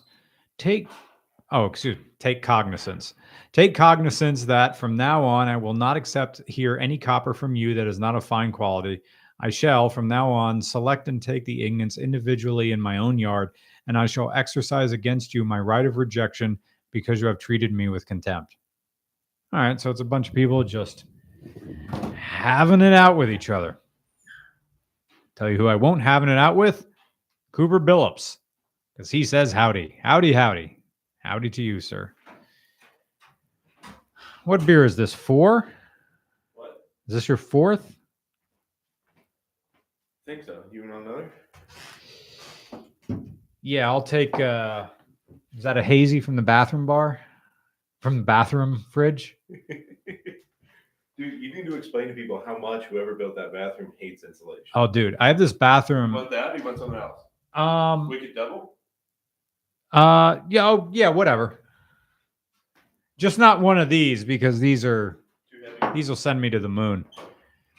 Okay, so the house we're sitting in right now is my house was built a long time ago and it has a number of additions to it. So there is a solid core door between my living room and my kitchen because my kitchen is heated in quotation marks. It has a tiny radiator. It might as well be unheated. And then there's a bathroom attached to the kitchen that is seriously, there's like no insulation in it. It's as cold as outside. Insulation. Yeah. Whoever built this, somebody was like, "You gonna insulate that?" Like, nope. Fuck no, I'm not gonna insulate that. So our beer number 2 is Wicked Double Hazy Jupy. Oh shit, this is 8.3. Is it? Well, I just opened it. It's over now. Yeah, it's over now. This is like a starter beer for Justin Bernash. I knew it was a little bit heavier. I didn't think it was that heavy. He likes things to start at 10. Really? Of course, he doesn't drink that much. He'll just have like the sample. He likes it when they pour in like little bits and like he'll often do a flight of like a bunch of little things and make an entire meal out of appetizer platters. It's amazing. Like I can't remember the last time we had dinner when I picked up the current car out there. It's like we go to this one place. He likes I think it's just called Tap House. It's in Rockaway Township, and we had an entire dinner. We had an entire lunch of meat. It was just meat appetizer. It's just a bunch of wings, meatballs, and I think there was some like vegetables in there somewhere. But I was eating wings and meatballs and drinking beer. Sounds fantastic. Yeah. How can you do better than that? Yeah. That's a great day. Yeah. Like that just, if that was my whole day. It's a pretty good double. Yeah. Ooh, that's tangy. Yep. Everybody have fun tonight. Everybody, why? I don't know if I already made that joke. I don't know if there's any joke. I just like the lyrics to Wang Chung. The idea you had a band and the band was called Wang Chung. Jorge Ortiz or Georgie Ortiz, thank you for the donation. Jorge, thank you. Cheers, gents. Drinking Allagash White tonight. That's a good beer. Yeah. Have we had that? Who makes it? Allagash. That's the just brewing Allagash. company. It's a good beer, though. Yeah.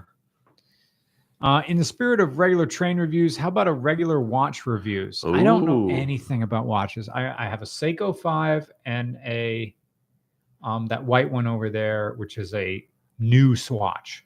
Yeah. And they make a Pride one, which is in my, I was going to buy it for my trip to Cincinnati, but like, this is like a thing. Okay.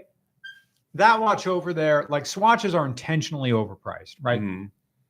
But not heavily. Right. They try to, that's a $50 watch, mm-hmm. and it's a plastic silicone watch. Right.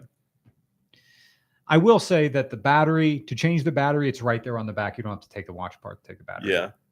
Little cover. Yep. Yeah, you do that's it the greatest. Dime. Yep. Yeah, I love that. The Pride watch, $70. Is it the gay tax? What is the extra $20? It's just a rainbow colors. $70 as opposed to $50 for the plain white one. I think though, I mean, if you watch Farah's podcast, his watch podcast, yes, yeah, those are $20,000 watches. Yeah, yeah. Well, and he also knows his shit. But you could do the equivalent thereof of like the trick is what you need to be reviewing then is just like Casios, right? Like that's the regular watch reviews is like. We'll just buy like I love watches. We'll just buy like 500 cheap ass watches. I don't get excited about them. What I do get excited about is the idea of like exclusivity and privilege. Mm-hmm. But I recognize I was talking to my therapist about this, who I have to reschedule with because it's been like 2 weeks. But I'm like, I haven't gone back because I've been feeling fine. I haven't been feeling depressed. But I do latch on to feelings of exclusivity and privilege because I felt inferior throughout high school and college because you're dragging the shame of being gay in a rural Pennsylvania town the entire way. So I like the idea of a Rolex or an Omega because I'm like, I have a very expensive watch. I'm better than you. Like, well, look, I can afford this. But I'm not buying it because I think it's a fine piece of craftsmanship. I'm buying it because fuck you. See, and that's I think it's the wrong reason to buy it. No, I don't. I mean, that tag that I have, the one that was in you used it in the video, the IS, the Lexus. Yeah. Right? Like, because it looks like that's the most expensive watch I have. And like, for me though, it's not about the fuck you side, but it's like, there is something about having a really nice watch on that gives you this like confidence, because the reality is, unless other people give a shit about watches, they don't ever look at your wrist. They don't know anything about it. So it's only you that knows that what you have on cost money, like cost over $1,000. You're the only one that has any assumption of that. Yeah. Like I remember I went to not Six Sigma. What's the other? Maybe it's Six Sigma. When I was at an old job, we did it was Six Sigma. We did a meeting, and they were like, you get certified as like a green belt or whatever. And the guy had on a Breitling, which is another very expensive, probably $4,000 to $5,000 cheapest watch, right? And I was like, is that a Breitling? Because I'm a watch person. I love watches. And I saw it, and I'm like, I know the marking. I'm like, is that a Breitling? He's like, yeah, it is. He's like, you're actually the first person that's ever called me out for it.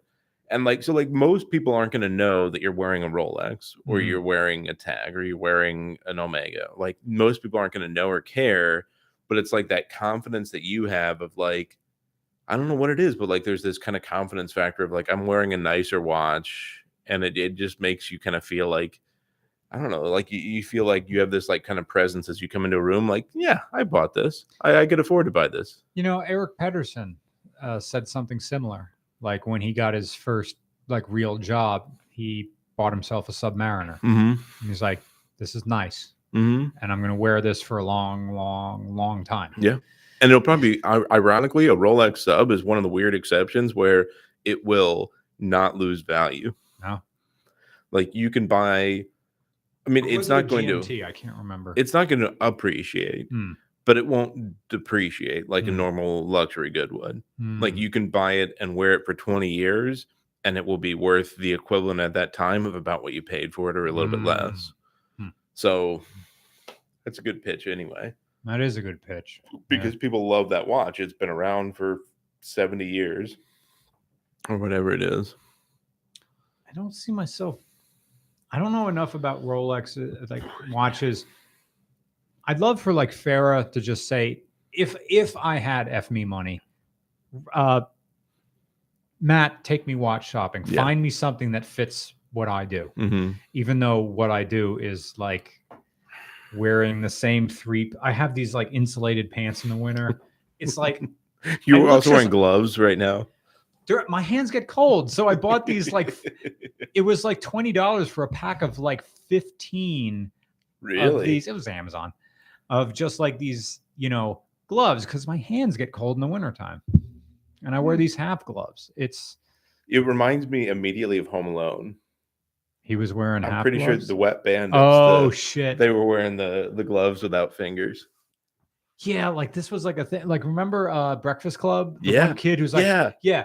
What did that guy end up doing? I wear fingerless gloves. What did he go on to do? I don't know anything else that dude ever did. I just can't remember. Like the thing that sticks out about that movie is like he smokes weed and like gets like energy to like do stuff. It's like that's not how weed works. Maybe he's smoking the right shit. He's like baths. He's like doing crystal meth and weed. You're like, he was wearing those gloves when he did the. Yeah, at the end. Yeah. God damn. You're making me want to go buy a Rolex. You know that, right? Oh man. Andrew Palmer says, ever go karting? Yes, I love go karting. I'm terrible at it, but I love it. Just like golf. I'm terrible at it, but I actually like golf. Do you? Yeah. I mean, I used to be on the golf team for like a week. in high school, and I had a set of youth clubs because my mom's a big golfer and she wanted me to enjoy it, but I just get bored. Mhm. And I hated golfing because the thing you get drugged to, it takes forever. I'm tired. And then once you turn 21, you realize you just drink all day. Yeah. Yes. That's really the function. Yeah. And then like I learned from this other guy, it's like, oh, half these old men are just getting high at the country club. Are Like, they? Dude, They're smoking like weed back too? me up, people. The country club is like people go out and just smoke weed and play golf. It's a thing. I mean, I can believe it though. Yeah. Andrew Palmer says, "Ever going karting or reach?" Yeah, it's an absolute dopamine drop. Yeah, karting kicks ass. Yeah, and that I is like fun. both. I like gas and I like electric. Even better though is not on the little shit track, but if you ever like we had a family friend that had go-karts and you could just like this was Kansas, open fields, drive those fuckers around wherever you wanted. No, I never did that. Yeah. Fantastic. It's a little like lawnmower engine on the back of this thing, but you could just like you could like bump into each other if you wanted to. You could just go. Oh, he just had like the bumping into each other carts just on his like ranch or something. Yeah, but no bumpers. The bumpers Oh, on the sides are gone. So it's just a steel like tubular frame with a lawnmower engine on the back, and you can just drive it. And as like a 10-year-old kid, it was just like, holy shit! Why is this not in my life? Like, yeah, it was fantastic. Country Music 52 doesn't have a question, but thank you for your donation. IG 101, same deal, no question, but thank you for your donation. Best way to golf is with cold ones and stony ones. Agreed. Check out something. Oh, it's Russian watches that look. Yeah, I don't no idea what this means, but it's Jorge again. That's again, you want to do regular watch reviews. You need to review knockoff Rolexes. I don't. We'll just go to a carnival and buy like $300 worth of fake ass Rolexes, and you'll review them. Modican John says once Topgolf allows weed, it's all over. Yeah, they probably do in states where it's legal. Are they like? I think the whole. I don't know. Most states where it's legal, you can't do it in public. Technically, yeah. But I do live in Unknown Gaming says, yeah, but I do live in Colorado, so just everybody does that anyway. Talking about Irish dry stouts. Check my Telegram. The Donovan, no. What a jerk. Honestly, not sure. Mine already had the fogs when I bought it, and I only ever swapped them out when I faded the two bumper and bolt-on hybrid freight LED pods to it. Okay, whatever. I'm like talking in multiple groups, trying to figure out how to get those. Actually, they're over there.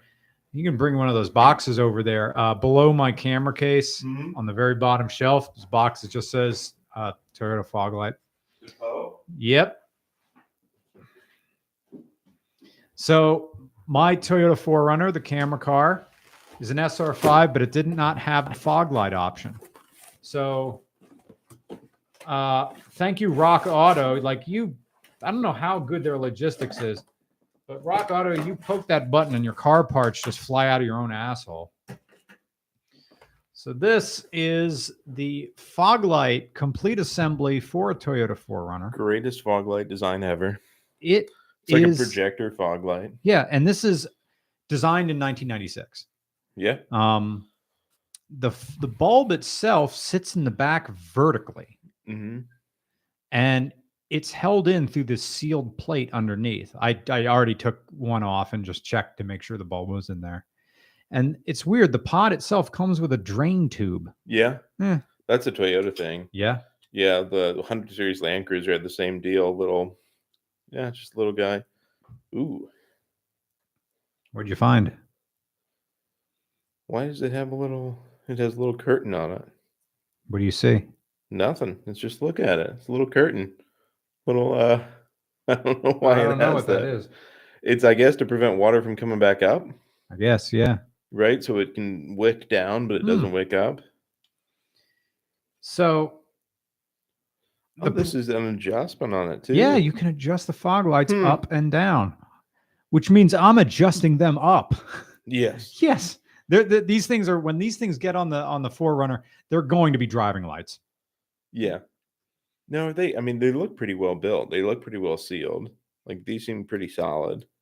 Because that's usually the issue when you buy like the Toyota version, the Chinese equivalent is like Yeah. nothing is sealed. Mhm. But these look pretty solid.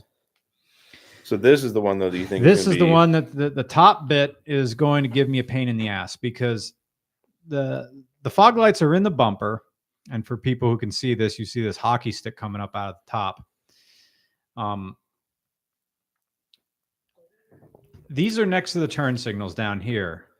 And you have 2 bolt holes here and here on the top, and they attach to body bolts that, and this here, I believe, is the driver's side one, I think.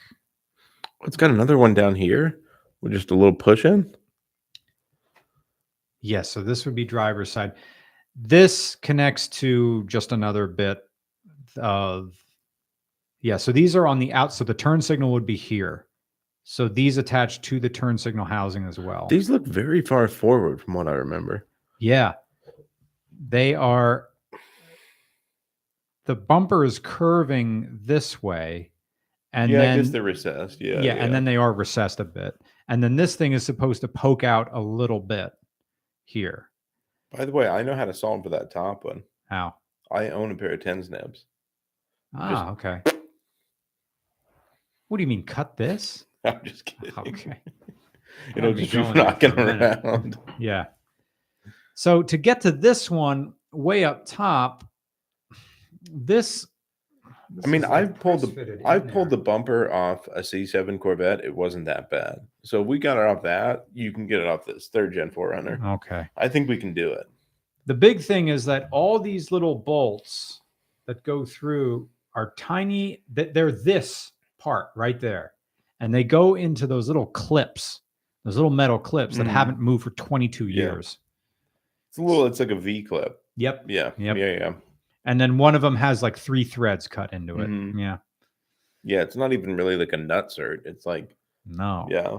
It's made to connect the steel bumper, the chrome steel bumper of a 3rd Gen 4Runner to the plastic Valiants down below. Yeah, so this right is the at one this that's moment, actually matters, isn't it? This is the one that's actually going into anything. This is the one that's doing the work. Mm-hmm. These ones down here just stabilize it. Yeah. Because at this point, at this mounting point just below the light is where there's steel up here above the light and plastic down below. Mm-hmm. And it's made by Depot. What do you know about Depot? I have no idea. Me I assume neither. it's pronounced Depot. Depot. But I'm going to keep calling it Depot because it sounds French. And there were fancy. 2 options on Rock Auto. It was Depot and then the other one that said various manufacturers. So I just bought Depot. That probably is a safer bet. Yeah. Tommy Pierce says, have a pint, lads. I need some more water and I need some more food in me. Do we have any super chats that you guys could handle?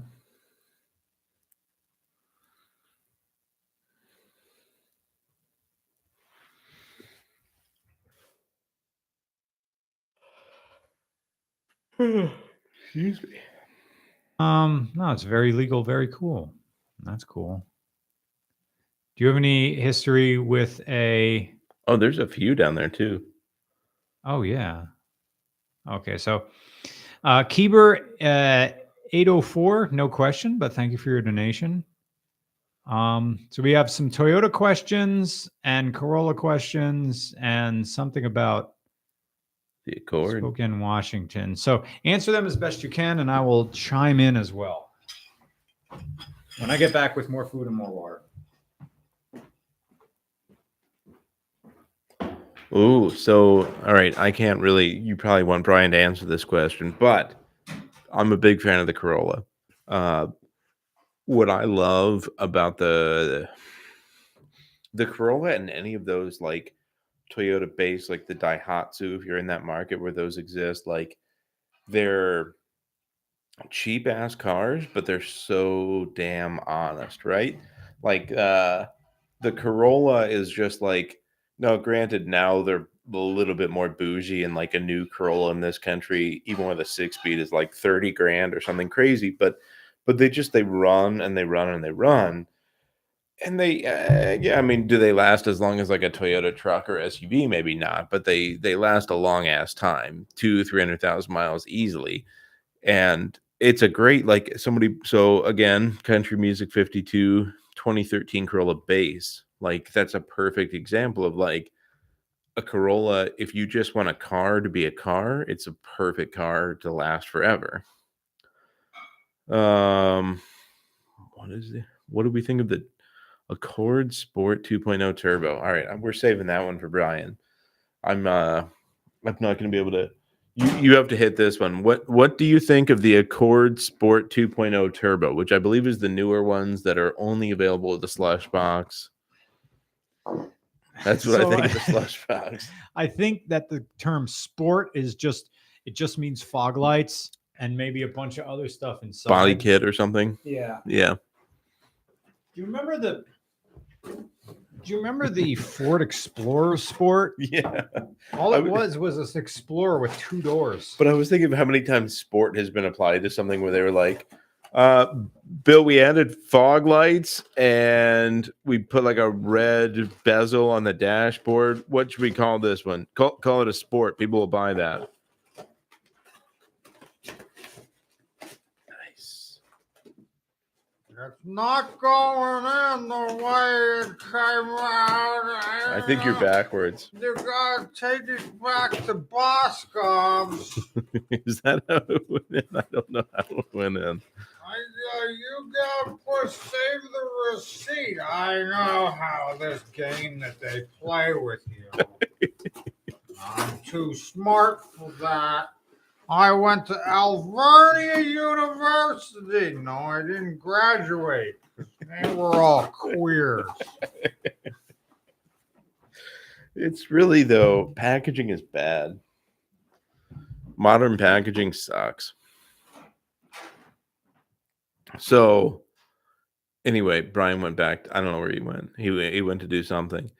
But here's my other thing about why Toyota is the greatest car company is like, other than their obsessive quality of caring about quality control, reliability, I feel like they have like, I mean, TPS, right? They created the modern day production system, I would argue.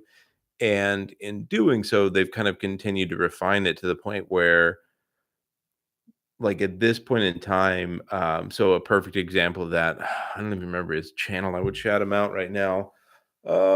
Pickup truck talk and SUV, pickup and SUV talk, whatever. He's been talking about, if you Google like 2022 Tundra door locks, right? So they had this issue where it was a supplier quality issue, right? Where one side, I think it was the driver's side, the physical, the actual, door lock mechanism, the piece that on the interior, the kind of part that you can see that will show you if it's locked or unlocked. It was not shaved down far enough in the back, so it would lock, unlock, lock, unlock. So what was amazing to me, because I have a 2022 Toyota Tundra on order, so I'm like obsessive about watching every one of these videos, and they're showing. So I think he posted this video on like a Thursday or a Friday. He's complaining about it. He's like, this is one of those things I didn't expect from Toyota. Flash forward on Monday, he posts an update. He's like, okay, I heard back from my contact at Toyota. They're sending engineers out to take a look at the problem. Tuesday, Toyota like airlifted their engineers to his local dealership in Nebraska, brought them in, basically ripped his truck apart, diagnosed the issue. And what's amazing is, by most estimates, like Automotive Press International, who's another great YouTuber if you like Toyotas, his estimate was, he's a former Toyota engineer himself. He was guessing by that Friday, Toyota had put the fix in, addressed the issue with their supplier. And so basically in the course of 7 calendar days, Toyota identified a problem because they listened to consumer feedback, flew people to BFE, Nebraska to look at it, put in a fix, and in 7 days they had addressed it. Now compare that to like General Motors, that in the same time frame is like, we've heard that there's been issues with lifter failure on the 5.3 liter engine that's in all of our trucks and SUVs. When did you hear about the issue? It's been in place for about a year now. We've heard there's been a problem, right? Like that's, and I'm not trying to shit on General Motors. I actually like their vehicles, but that's their pace of like addressing the issue versus Toyota. That's just like, we saw it, we fixed it. Yeah. Right. They just, we're done with this problem. Let's move on to the next problem. Yeah. Right. Yeah. It's like all the new, I don't know if you even want to call them LS based at this point. Whatever V8s they have with the variable displacement and the cam lifters, every single one of them has problems. Yeah. Yeah. No, they're literally, I mean, there's people at 15,000 miles on a $75,000 GMC Yukon Denali that it's just in op for 60 days while somebody rebuilds an engine. Yep. That's terrible. And again, and I like GM. Like relative to the big three, I think GM is probably one of the better ones in my opinion. But yeah, all that stuff I heard about from Car Wizard, that every single one of them as this weird stopgap measure to make EPA is like shutting down cylinders. And that's just excessive complication to a V8, which is supposed to be the most simplistic version of an engine you could possibly make, next to like a D series Honda engine. Yeah. Well, and do it. Yeah. Whatever. Yeah. Do it a better way. Yeah. Country Music 52 says, did we talk about this one? Big fan. I did. Muhunkin you need to John. talk about it. Okay. You need to talk about the Corolla. Okay. Muhunkin John, thank you for the nice donation. Thank you. Big fan, been watching since high school in 2014.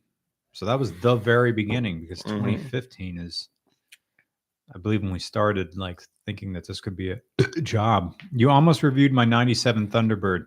Today I took your advice and bought a 2013 Corolla base. Excellent. You'll drive that for the next 10 years. It's boring and perfect. Nice. Very legal, very cool. Wouldn't be a podcast without you. Thank you for a generous donation. The inland northwest, Bend, Spokane, Missoula, and points between is very underrated part of the United States. The mountains are pretty, housing is cheap, and the people are generally kind. Have you ever visited or thought about it? Is Missoula still cheap? I thought it was like crazy expensive now. I have no idea. It's all that oil money. No, I've never thought about that part of the country. I thought about northern North Carolina, outside the triangle, like the Tech Triangle, and Ole, Pennsylvania. Where? Ole is in that sort of big green area that's not Reading, not Allentown, and not like the Philly sprawl. Okay. It's like between that area. If you think of 78, Northeast Extension, and then 76. What's that? Yeah, and the Turnpike, like that area between Reading, Ole is in there. It's like very nice. Amish? Amish is more toward Reading, but yeah, they'll be on Amish there. It's like pretty much it's southeast of Reading, southwest of Kutztown. It's just like a lot of back roads. Very nice. I like their school district, and when I thought I was going to be a teacher, I interviewed there. Although they got in some trouble recently because they had at a school board meeting, some parents started ranting about trans kids because they're not, had some pretty bad takes at that school board meeting. No. And then like, gotta shut that down. Yeah. And then like the school board member, or it was a parent or something, is like made like some sort of non-apology. And it's like, because that's the cute thing about the whole rural Pennsylvania is they know of world trends, but they're not educated enough to have a good take. It's like some teacher trying to make a pop culture reference that's about 8 years too late. Well, and just bad intel. Yeah. Like here's a non-controversial example of that. I remember moving to Pottsville, and I remember somebody explaining to me in painstaking detail, because they knew I wasn't from Pennsylvania, so apparently I'd never seen somehow snow or anything, and I want to be like, I'm from northern Indiana. We get just as much shit as you do, but whatever. And what the best part of their advice though was he was like, I mean, and sometimes you get fog, and and if it's really extreme, your best bet with the fog is turn your brights on. No. Like, which is literally the exact opposite of what you should do. And I'm like, I don't know that that's helpful when it's really heavy fog. He's like, no, you have to turn your brights on, and then that's the only way you're going to see to get through it. Yeah. And Yeah. Have fun seeing the fog. Yeah, it was one of those, like, I'm like newly in a leadership role here. I don't want to be perceived as a prick, but I can tell you that everything you just said is wrong, and we'll do the exact opposite of what you want. It's only going to reflect the fog back to you.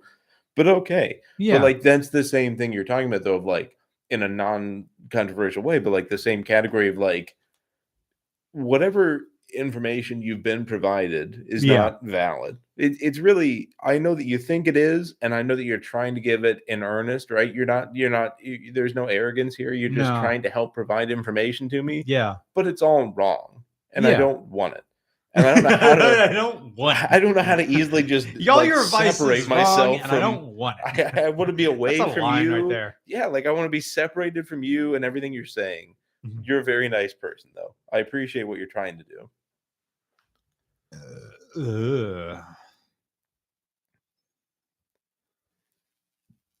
This is like one of those times in the year where you kind of forget what warm felt like. Yeah. Even though it was only like 3 months ago. Well, that's the thing. Winter in PA, we bitch so much about it. It's like 3 months. I know. It's January, February, and maybe March. Yeah. That's it. Yeah. It's a quarter of the year. Yeah. And yet we get so bitchy. Yeah, we get so shitty about it. We're like, oh, this winter never end. Yes, about May 28th. Yes. May 28th. What am I talking about? March 28th, it's going to thaw and you're going to... April is fine. It's pretty. Okay. The hostas are coming in. This isn't my line, but April is the coolest month because you think it's spring and it fucking isn't. Yeah. April is 50 degrees. You still need the jacket. Yeah. Yeah. It's going to be rainy. But you're not going to wear the jacket for the record. Well, I'm not. Because I'm just out of pride. I'm going to be like, no, it's Mm. spring now. I'm not wearing the spaceman jacket. You've seen my spaceman jacket. I think it's a Columbia branded jacket, but it has like a silver lining that looks like I'm a spaceman. Yeah. But like, I'm not going to wear the spaceman jacket. I'm going to walk in proudly because it's 50 degrees and it was 13 2 months ago. Yeah. But no, it's like, and honestly, I would rather have 4 seasons than like, if I was in Florida and it was like, what? Yeah. You're going to have to find like politics to complain about. Well, first off, Florida's the worst state. Oh yeah. No offense to anybody. It's the worst. No offense. Like if I could cut off one, I love you, Freddie. I love you, Tavarish. Your house is great. Yes. Thank you for offering me up your guest bedroom and guest bathroom. Very nice. How nice was that? Very nice. Your shop is rule. I had tons of fun. Fuck Florida. It's the worst fucking state. It's stupid. I hate Disney World. I hate your airports. I hate how it smells. I hate how it's 102% humidity. All the worst possible things that can happen in humanity. It's mainland Florida. It's not the coast. It's Central Florida. Jacksonville tends to skate a little bit. Yeah, but like Fort Lauderdale, what positive things have you heard about Fort Lauderdale? All the way to Kokomo. It's like these people who have these retirement plans and they're going to retire to Key West. Oh, are you now? I remember going to my buddy's wedding in Columbia. Where's that? Columbia. Oh, Columbia Country, Columbia. Yeah. Okay. Yeah. And I remember texting my dad and being like, listen, I'm in a godless, lawless hellscape right now. I'm scared for my life and I'm just constantly looking around in fear. But soon I'm going to leave Fort Lauderdale and I'm headed to Columbia and everything's going to be fine. Because I just fucking hate. It's like unless you're 19 and horny and heterosexual. Yeah. Fort Lauderdale is not for you. There's no area of Fort Lauderdale that's like, oh, but this is the culture capital. This is where there's not culture. There's like what? There's like what more Starbucks here? What? Big respect. St. Augustine, Florida. Yes. Beautiful. That's fantastic. St. Augustine is great. St. Augustine, St. Pete in general, right? Like, and then Miami, beautiful, like amazing Miami. But the rest of it, what do you have for me? Unless I come down here for a week to just lay on the beach and get drunk, What do I want with you? You can buy good cars in Florida. You can buy a Florida car. Salt, though. Salt. There's still salt. There's still salt. And they have no safety. They have inspections at all in Florida? I don't think so. I can't imagine. No state income tax. So that's why everyone moves there. Yes. All the old retired New Yorkers. Yep. You know, I'm not the person to come up with this joke. And the joke is an alien comes to Earth. Oh. Not to and Florida. They land in Florida and they start taking surveys and they go back to their spaceship and report to their superior and they say, okay, we've completed our analysis of the life forms in Florida. In Florida, you are born Hispanic and you die Jewish. That's pretty good. I don't know who had that joke, but it's pretty good. It is. It's kind of a clean joke. It is. You could tell that at like. I mean, it's risque, but like, but there's also. I mean, I was thinking you're going to go with no intelligent life forms because that's like like every meth-induced crime. Oh, yeah. Central Florida. I'll never. Even though I stopped listening to him after he canned Allison Rosen, I used to listen to Adam Carolla a lot, and he had this fun bit called they would just read news stories, and you had to guess if it was Germany or Florida. And that was like, But Germany, the difference is Germans also, like, a lot of their shit is kink, right? Mm-hmm. It's like sexual. Yeah. But like Florida, it's more drug induced. Yeah. And different drugs. Like the Germans also, I don't know. I have much more respect for Germans than I do Floridians. Yeah. If I was gonna force rank them. Yeah. A man had sex with his ferret. Is that Germany or Florida? Florida. Right? Isn't that exotic pets? Yeah. Snakes? Yeah, that's Florida. I had this conversation and I'll never forget it. I probably told it on the podcast before, but when we were filming in Bradenton, Florida, which is near like it was on the Gulf side. So what's the Tampa? Yeah. Suburb of Tampa or outlying community of Tampa. Everything is a suburb of Tampa. Okay. There's like a 300-mile radius that's just suburb of Tampa somehow. And that was a Honda Del Sol. Yeah. Good car. And I asked the guy who's living and he was showing us around afterwards. I'll never forget that. Like I missed that bit of RCR where we'd like hang out with the volunteers all day long. It was the whole day. And we go out to dinner afterwards and they show us around town. Yeah. What's stopping you from that? I don't know. Well, these times trademark. Oh, okay. Yeah.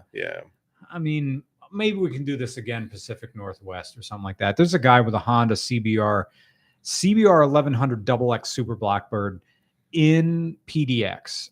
So I'll get sidetracked when I talk about motorcycles. We haven't done My sister lives in Portland. You know that. That's right. You told me. I'm so sorry. Talk about this. We're going to have to talk about this. I'll be back. I'm going there. Another beer? No, I don't. Thank you, though. So there was this guy when we were doing the Del Sol in Florida where I asked him the question, so why does all the crazy stuff happen in Florida? And what he told me was, okay, Florida is the farthest you can go to get away. It's like farther than Phoenix. It's farther than like New Mexico. It's the most you can get away. I guess San Diego, not really. Portland, not really. The other Portland, Maine, not really. When you think of the place that you can get away from everyone, you have oceans on three sides of you. You have an ocean. You're as far away as you can get away with a shitbox car. You can get to Florida and like disappear. And they said, and then that was their description, that this is the farthest you can get away without a passport to go to you can almost feel like it's a different country and you don't have to cross another border. So that's why Florida just sort of entertains the eccentric people of the country. John Rao says, what type of watch do you recommend for this is a Ben question. What type of watch do you recommend for a guy that bought a 13-year-old LX 570 purely for the reliability? What's the 570? I have to look it up. LX570. It's still making it. No. Ugh, I hate that hourglass grill. I'll tell you what, Lexus just lost me in like 2009. And I'm still kind of quietly, okay, yep, that looks like exactly like everything else. What's the So how is that not a Land Cruiser? Oh, so it's the Lexus Land Cruiser 570. Okay, we have a Ben question because I had to look it up. It's a Toyota question. So this is coming from John Reo, Reo. He says, what type of watch would you recommend for a guy that just bought a 13-year-old, which would put that, what? I can't do my math. 22 minus 13. 2009. Thank you. LX570. Ooh, good choice. So is the Lexus Land Cruiser? Mm-hmm. Okay. Yeah. So that's a 200 series, like mine was. Basically, the only difference between them, built the same factory from Japan, real deal, but has AHC. What does? The Lexus has what's called AHC. It's basically a hydraulic version of an air suspension. Okay. If you can think of it that way. So it can raise and lower itself. As expected with Toyota, like versus like your Rams that are losing their air suspension after 60,000 miles. This will, like 200,000 miles in, it's like, oh yeah, I service the globes, right? Like it just keeps going. Yeah. What watch though, man? I mean, the tough part with it is like, because okay, so 2000 what? 2009 he has, so that's a 200. Like that, yeah, right there. So that's actually a 13 to 15, but basically the same idea. That actually, the left picture, that's closer to it. So yeah, I mean so I love it because it's different, but it's not shouty. Yes, and they made them from 08 to 11. Mm-hmm. There was no Land Cruiser or LX in 2012, and then they made them again 13 to 15, and then the facelift to the most recent version you've seen is 16 to 21, and then the 22, no more Land Cruiser, only LX. Mm-hmm. But what watch? That's the question. I mean, to me, what you've bought is exactly what you just said. You bought an understated, but probably the best built vehicle ever made. So you can make an argument that it's like a Tudor, right? But like a Tudor is like a cheaper version of a Rolex. But they're not really in the same category because this also does have a prestige name. So to me, what you bought is like something in the Omega family, right? Like a Seamaster, something that is, everybody knows it. Everybody knows it's good, right? They might buy the tag that's the same price point and it is going to break, which is like your Mercedes, right? Your Mercedes GLS is the same price point, but it's going to shit all over you. Versus this will just run and run and run and run. You send it in for service at 100,000 miles and it comes back and they're like, yeah, just keep driving it. Right. Like it just, that to me is, I'm such a Land Cruiser fanboy, but yeah. Good answer. Jorge Ortiz again. Thank you so much. +1 for Toyota being the world's greatest car company. Let's not suck their dick too much because I like Honda and I like Nissan in the before times. How before? We're talking 80s to about 1993. Okay. Yeah, I'm with you. The Toyota way, just in their approach, perfectly affected the American just-in-time approach. Well, the thing about the just-in-time thing, that's the reason for our shortages, because that's people not holding stock in their warehouses, but that maximize the amount of profits you can have. Well, what's interesting though is actually Toyota fared pretty well through this whole crisis, even though, so they perfected just in time. Everybody else came in with just in time. We're like, yeah, you have a good idea that we're going to take it. But Toyota has a lot of very reliable, loyal suppliers that they have stuck to. So they've had these contracts with them that are they're airtight contracts. So they've been able to succeed despite all of those issues.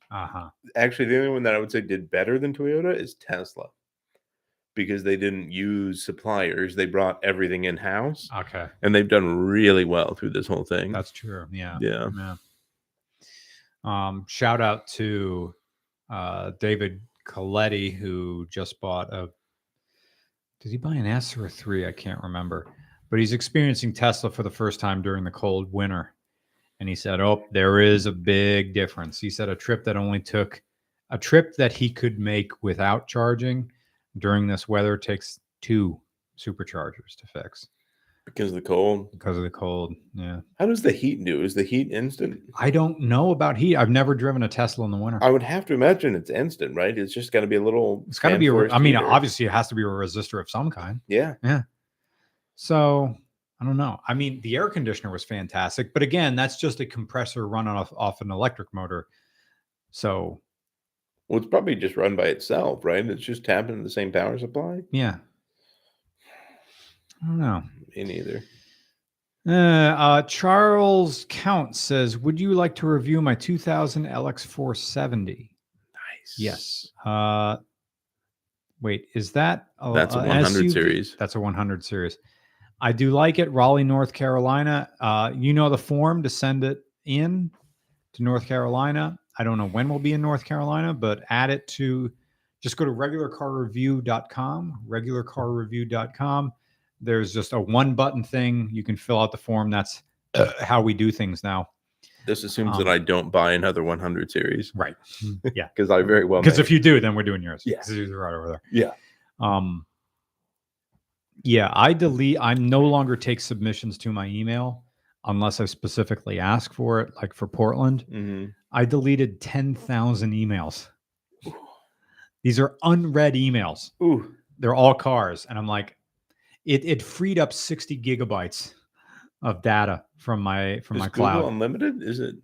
No. I forget what it is with free. I pay $2 a month to have 100 gigabytes. And it's not bad. Not bad. But damn. Oh, because you all had pictures. Everyone had a picture. Yeah. Yeah, forget about that part. But now the new form doesn't have pictures, and it just goes through OmniSend, which is an independent thing. And then you just tell them if you want a picture. Yeah, the way if you in the recent times, if I call you, you'll get an email with a copy of your form, like a badly cut and Control-C, Control-V, but all the information is there because at this point, I no longer care about the picture of the car. I will get all that information from you over the phone. Right. So all I need to know is what do you have and where are you? And I break it down by state. Most of them are all in Pennsylvania. Pennsylvania or Jersey, really, because we're East PA. Mm-hmm. And then when I want to go to another city, I just go to a different group of these emails. I can show you how it looks, but it literally looks like a very rudimentary, like data entry website thing. Yeah, I mean, that's what sucks for all these other areas is like, it would be cool if you could get out there, but like finding, and then all the like lack of conveniences that you have. Oh, that's a good point. Grand Seiko. That's a good point. That's a very good point. If you own a Lexus, your watch is a Grand Seiko. So the Grand Seiko, yeah, that is a very fucking good point. Because the Grand Seiko is literally, yeah, you're right. Damn. That's good, yeah. Because like a Seiko is like a Toyota, right? It's like I bought this, it always works, it never fails me. Yeah. And the Grand Seiko is like the same category, but it also looks pretty. That's a Lexus. And I knew that from Matt Farah talking about the glorious that is Grand Seiko. Jorge Ortiz, I entirely agree. UN. Is a Grand Seiko like $10,000 or something like that? No, somewhere like 1,000, 2,000. Oh, really? Yeah, okay. You can get them cheap. The real Kanuman something or other. Why did Mitsubishi stop trying after the Evo? Yeah. That company is like a shell of its former self. What happened? That's a good question. I think the YouTube channel Company Man, I'd be like, what happened to Mitsubishi? Did Chrysler happen to them? Yeah. They were always good into the mid 2000s. Like after the Evo 10, like that was kind of it. Yeah, why did they? That was the one thing that was like, it was a Halo car and a volume seller in one. Yeah. What happened? Gave it up? Were they operating at a loss for a while? Was there mismanagement going on that we didn't know about? Well, I mean, when you hitch your wagon to Chrysler or whatever the fuck they want to call themselves now, Yeah. let's be fair, Yeah. it's not great. I Did you don't finish know. your double? That's it for me. 2 beers and I'm fine. Like more like the thing I've learned after 2 beers, I think I feel amazing. More can only make me feel better. How is that wrong? That's the American way. Nope. Nope. Time to cut it. I don't 2 want to have beers to. and done. I don't want to have to refer you to the House Committee on Un-American Activities here. Dude, what do I got to do tomorrow? I got to edit. I got to wake up. I got to edit. And I got to go buy some snacks, do some groceries. Tomorrow's Sunday. I'm not sure if I want to go down and visit my buddy Matt. Now that the headlights are back on track with the V, I can drive it all the way down there. That is a solid Jetta. Although I don't have my Easy Pass. Does Easy Pass care if your car is matched to the? No. Okay. Because I've tried that many times. Yeah. I forget for like 2 years sometimes to put my new vehicle in. Yeah. And they don't give a shit. Okay. If they get their money, yeah. Because I got Jersey plates on that thing. I don't think they care. I've driven through toll booths and like Justin gets pegged for the max fine. And he doesn't care. But that's just, he gets like pegged for like $30 because I drive through that $1 thing without an Easy Pass on it. Yeah. But if I drive down to Matt, I'm taking the Northeast extension. And that's like, I don't know, what, like a $4 thing. That's not bad. I should really just not, and I don't know what it would be if I drove through without it. And just throw the Easy Pass on there. Nobody gives a shit. All right. I really don't think, honestly, I could be proven wrong, but I don't think the state of Pennsylvania cares as long as you pay it. Yeah. Like, I think they look at that first, and then they take your picture, your plate, in case Easy Pass doesn't go through. Mm-hmm. But I don't think they really care. Okay. You got one more below, by the way. Oh, I love your RCR. Oh, I got a bunch. No, here we go. We're good. Okay. We're good. Just Nobody with a generous donation. Thank you.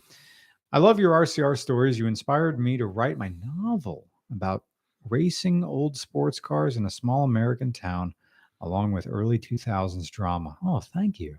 Hopefully it will be better than Initial D. Oh, I'm sure. Yeah. What's Initial D? Initial D is a Japanese comic book about this kid who has, let's be honest, magical powers. He drives a Toyota AE86 Sprinter Truino, Okay. which we knew as the Corolla GTS, Mm-hmm. on this mountain road, and somehow with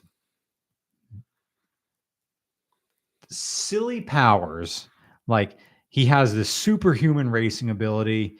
He's like beating like Skylines and like RX-7s.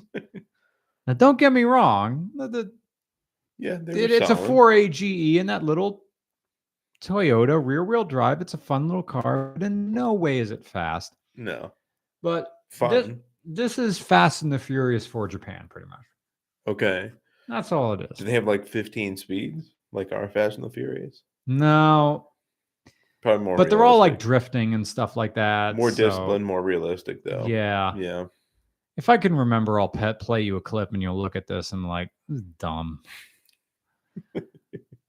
He is so fast to the other car. And they're like, everybody, and like, that's the thing about like Japanese cartoons. They'll have the peanut gallery, like the extra friends who have nothing to do with the point of the story. And they just explain what's going on. Or it just zooms in on them like, yeah. Yeah, they're just excited. Yeah. Yeah.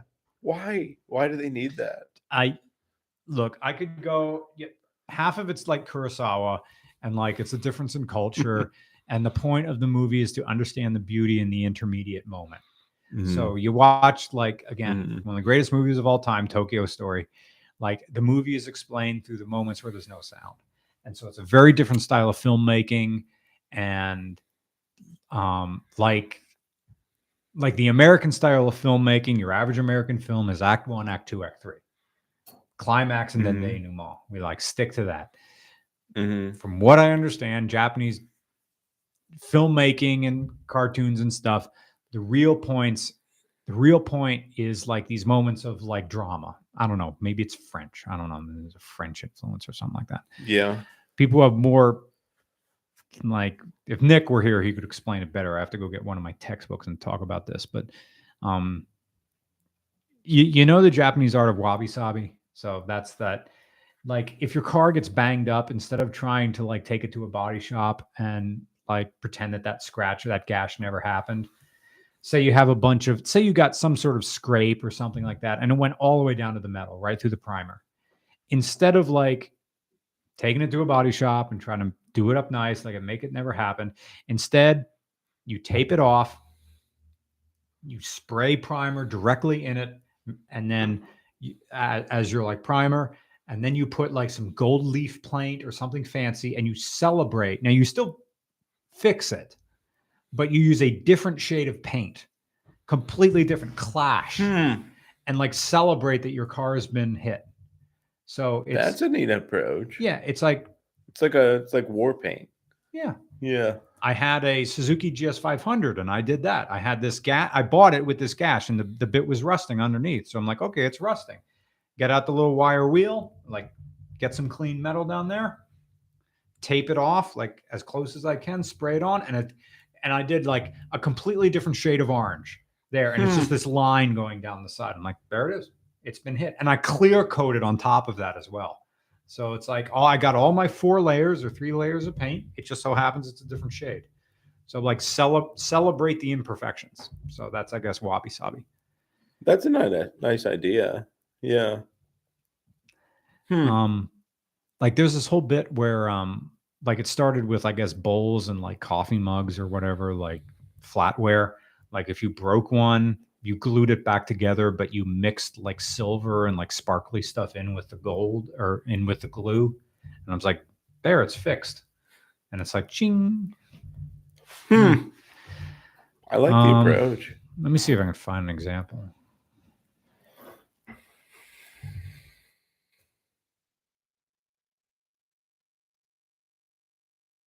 Is it wabi-sabi? Or am I... Now I'm just getting restaurants called wabi-sabi. Oh, there it is. In traditional aesthetics, is a worldview centers on the acceptance of transience and imperfection. It's something. Find a picture of...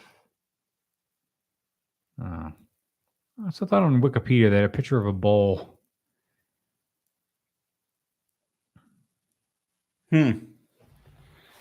I like the idea of it, though. The aesthetic is sometimes described as the one of accepting that beauty is imperfect, impermanent, and incomplete in nature. It is prevalent through the forms of Japanese art. It's a concept derived from the Buddhist teaching of the 3 marks of existence, specifically impermanence, suffering, and the emptiness or absence of self-nature. Something. I first learned of it from Mighty Car Mods when they were like repairing a car and like, well, we're going to do wabi-sabi on this thing. I should do that like with a little bits of Susie, because there were like some dings in the back, and there's a ding with rust. I put clear coat over the rust, and it's right above the washer nozzle. Maybe I should find some like gold paint and just do like little bits there. With Rusty out there, you would just the whole thing would be... No, but that's what I love about it. Like, there's not a single body panel on that truck that has not had a pretty good dent. Nice. Like, it's just everything is just, it's life. What a Mitsubishi stop. Coms says my car is getting a new engine this week. Congratulations, Coms. Nice. Car will be new again. We got to wrap this up, so please no more super chats. I'm getting tired. I want to take a shower and go to bed. Love that stuff. Brian, please appease us and say brown. There, I did. Brown.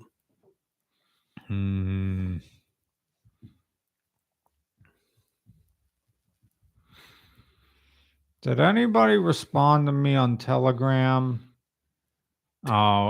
Telegram sounds like something that they would be like, the terrorists were using Telegram.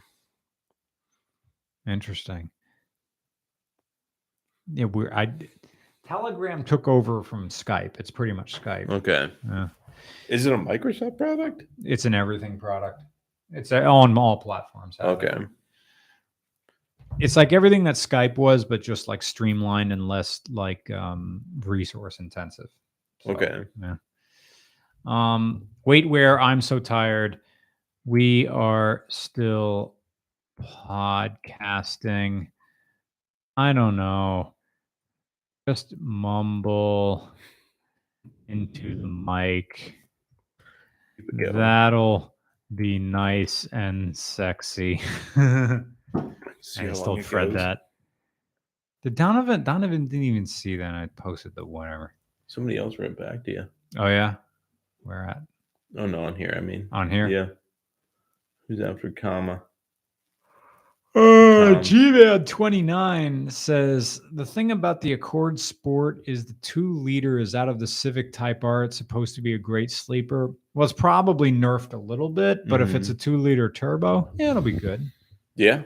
The thing is, does the Sport ask for the big thing is break out the manual and see what type of gas it asks for.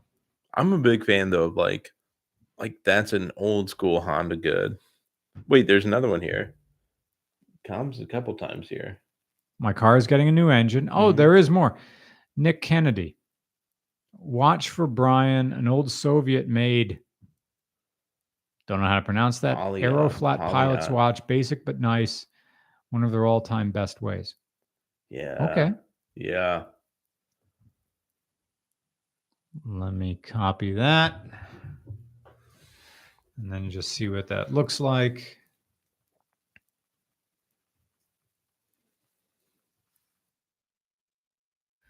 A watch is. Shop for it. All right, well, let's go to Wikipedia then. 1930s, so it's quite old. They think you want like a Soviet era watch. 1949. Yeah, you do though. You like that? That's so cool. That's my whole problem with watches. How do you read that? Look at all those tiny lines. No, that's but you're not reading all of them. Your actual like hands are the same. But that's a pilot's watch. Okay. That looks like something I want out of a vending machine. Except it's now worth $4,000. Yeah. These are like pocket watches. First spacewalk.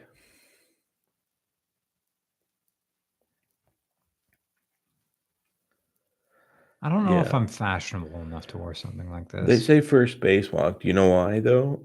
Because they can't say first moon landing. First moon landing. Do you know why? America, fuck yeah. Kick your ass, bitches.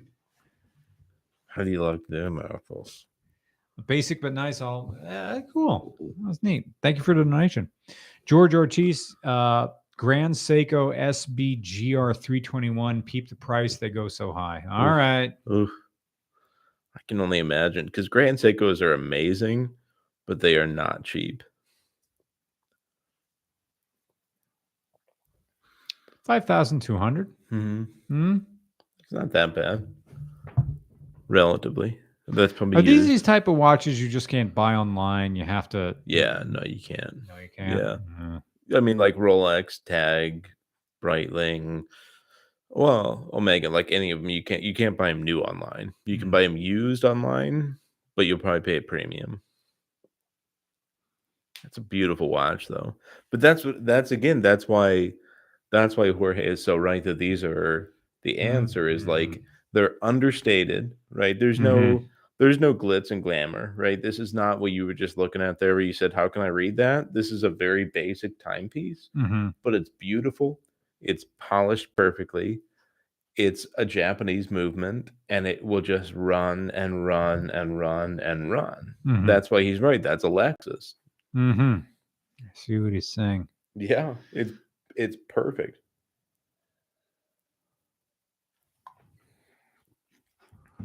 Yeah, these vary as much as $2,000 sometimes in between, and they all look the same. Of course. Oh wait, I typed in this very specific watch. Condition though, yeah. Mm. Perfect and not yet perfect. I can't play this because. Yeah, that's. Farah actually is a big fan of Grand Seikos. I believe anyway. He's reviewed them that I've seen and liked them. I do like the blue finish. I mean, that's just beautiful. But that's a perfect also where it's again, it's like the LX or an LS where upon first inspection, people are like, "Oh, you bought a car." Yeah. Right? Like nobody, if they don't give a shit, they don't notice. Look at the dial, look at the difference in coloration. Mm-hmm. Right? Look at the indices. If people don't know what they're looking at, they don't really give a shit. Mm-hmm. But it's when they do that they're like, "Ooh, wow, that hand is incredibly polished."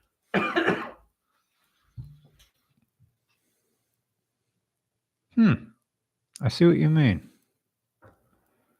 I mean, look at that band too. That's beautiful. What am I looking at with the band? So like the difference between the polished and non-polished components, right? There's a brushed and versus a polished area on the in that center section of the band. The back, right? So that's basically like what you're looking at is the movement, right? That's the back of that face. And I mean, like everything about it, the crown is polished to an amazing shine. Like everything about it is just, it's a step above almost any other watch. Like probably the closest equivalent would be a Rolex, but a Rolex doesn't quite have the same degree of like discipline in its design. What occasion would I have to wear a watch like this?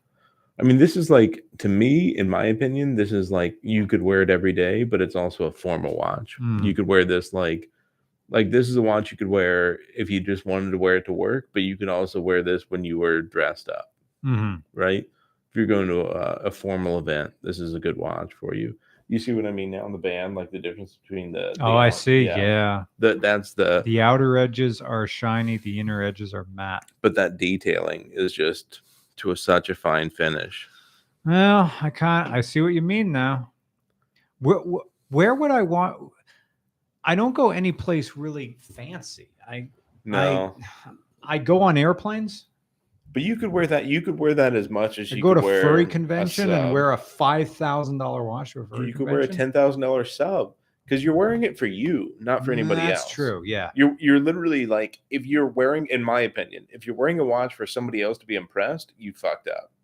If you're waiting for somebody else to be like, it's a great looking watch, you fucked it all up. Like you're wearing it for you to have this like underlying confidence about like, and it's not a confidence like I spent a lot of money, right? It's a confidence in like that's tacky, right? It's a confidence in like, I bought something that is beautiful and well made and precise, and I love it, and I know what I bought. So I have this confidence that I'm walking into this meeting with a different level of assurance about who I know I am than the people around me. Okay. And they can disagree, right? And they can be like, yeah, we don't give a shit about your watch, and that's cool. But I know that I give a shit about it. Okay, so by that, yeah, I'm still thinking about representing myself through other people's eyes. So I guess I'm not ready for a Grand Seiko until you're that secure in yourself. Or you are ready for a Grand Seiko. Jump up for my Seiko 5 that I got for free from an Instagram influencer. Go buy like an SKX next. What's that? It's another Seiko, but it's like an entry level Seiko automatic. It's like a good automatic that's like anybody can buy it. It's $300-400 and it runs incredibly well. SKX. Yeah, it's Rolex-esque. I see what you mean. It's more busy than that Seiko 5 we were looking at. I didn't like how the Seiko 5 had really nothing to it. The Grand Seiko? Yeah. It was just clean. But I kept saying Seiko 5. Yeah. So this is a $200 watch or it's a $500 watch? Yeah. New, it's probably closer to $500. I don't even know how they do right now with Macy's. Oh yeah, they're sold everywhere. But it's like, look at how the crown is off center, right? The crown is at like the 4 o'clock mark, not the 3 o'clock mark. There's history. There's like reasons behind why they designed it that way. It's got like a story to it. It's interesting, but it's not. It's a fantastic like entry level automatic.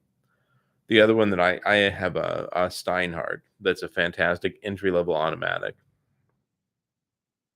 Like So Steinhardt, it's a German company with a Swiss movement, right? So Okay. it's an ETA 2824 movement in mine, but it's a German company, and it's the same thing. It's like an entry level automatic where it's pretty, it's got good coloration, it's got everything you want. It's actually an homage watch to a 70s Rolex sub that you can't buy anymore that costs like 100 grand when they sell them at auction, but they're pretty and they're like different and they're pretty isn't the right word, but they're like the styling is original and they're different and they're just like, yeah, again, you have this like, I have something nobody else does and I also have something nobody else cares about, but I know that I care about it, so I'm carrying that with me. Like that's what I mean on all these watches. Sounds is like you're self-actualized. Yeah, yeah. You know that what you have is something special to you, and it may not be special to anybody else, but maybe once every 40 people that happen to glance at your wrist are like, "Is that what I think it is?" And then you're like, "Yes." You know what? I get that. I get that with the Toyota Serra. Like with the POW, it was eyeballs on me every single time, and Yeah. also millions of questions. Sarah, I was driving that every day. No one really looked at me. No. Occasionally, somebody will know me, will see at the doors, and then occasionally, on a rare instance, somebody knew that was a Sarah. I'm like, holy shit, that's a fucking Toyota Serra, and it's a manual. Where did you find this? Yes. And that was that. Yeah, that's the same thing with watches. Yeah, like it's special. They don't have to know.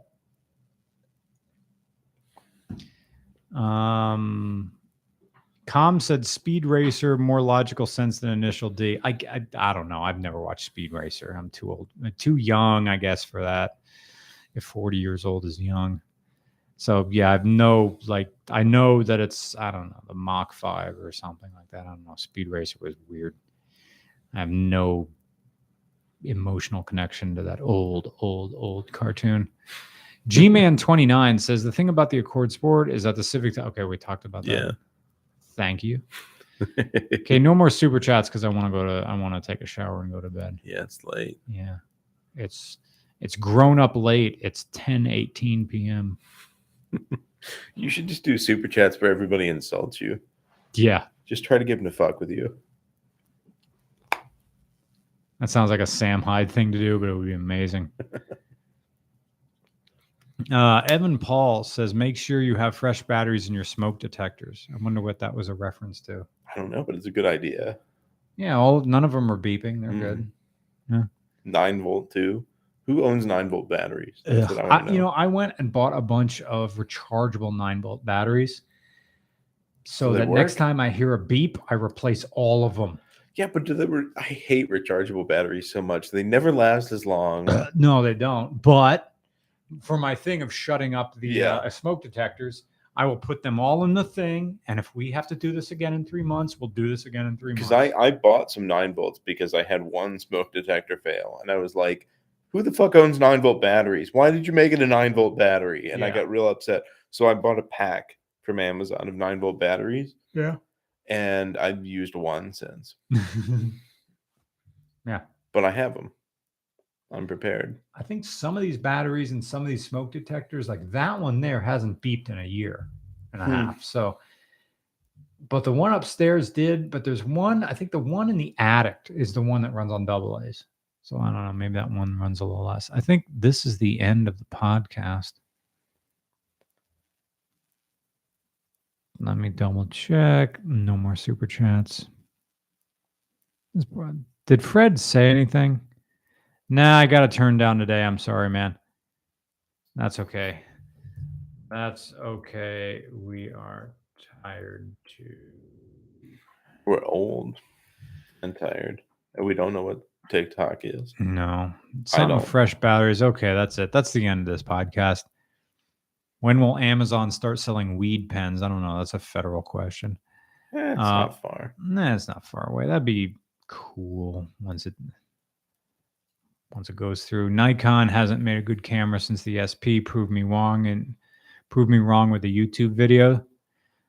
Well, I don't know if RCR is like half of it is shot with Nikon SLRs, so I'm just familiar with the UI. So the primary camera for RCR is a Nikon D750. Nikon is for drunk dads and influencers hoping to get noticed by Sony with a free Alpha 6000 from a UFO machine. Isaac says good night. Good night. Good night, Isaac. Noah Bradley says, howdy, I'm back. I'm back, and that's the end. So that's the end. I don't know how to romantically end a podcast other than that's the end. Do a diatribe. That's what you need. Do a diatribe about the obsession of Americans with cars for the next 2 hours. That's what we're all looking for. Yeah. Car better than train. Train bad. Car That's the first good. I've ever heard train you be that. Bad. That's car the first. good. You've train never been that bad. like diehard car against good. trains. Train bad. Car good. Train bad. Car good. There's gonna be so many train people. I'm Brian. That's Ben. I'm Ben. This is the RCR It's Called podcast. Thank you to everyone who donates through our Patreon. You're allowing our YouTube channel to exist as a larger channel than it really is. Thank you to everyone who donated to through super chats. We'll spend your money very wisely. And thank you to everybody who watches every single Monday. You're helping me have a job. To end our channel tonight, we will give you the local weather. On the ones. Local on the eights, accurate and dependable from the Weather Channel. Today, clear currently, it is 12 degrees. The high today was forecast at 25. Sunrise was at 7:16 a.m. Sunset 5:17 p.m. Chance of snow 10%. Bless you. Humidity 41%. Winds northwest at 9 miles an hour. Pressure 29.95 inches of mercury. Visibility 10 miles. And now, the current weather for Rockaway Township, New Jersey. Today, clear currently, it is 9 degrees Fahrenheit. The high today was 25 degrees. Sunrise 7:11 a.m. Sunset 5:13 p.m. Chance of snow 10%. Humidity 48%. Winds northwest at 14 miles an hour. Wind chill of -9. Pressure at 29.85 inches of mercury. Visibility 10 miles. And now your local weather for Cincinnati, Ohio. I'd like to also hear Sunrise. Berlin, Germany. Berlin, Germany. Okay. Sunrise at 7:46 a.m. Sunset 5:56 p.m. Chance of snow 10%. Humidity 68%. Wind south at 6 miles an hour. Wind chill 10 degrees Fahrenheit. Visibility 10 miles.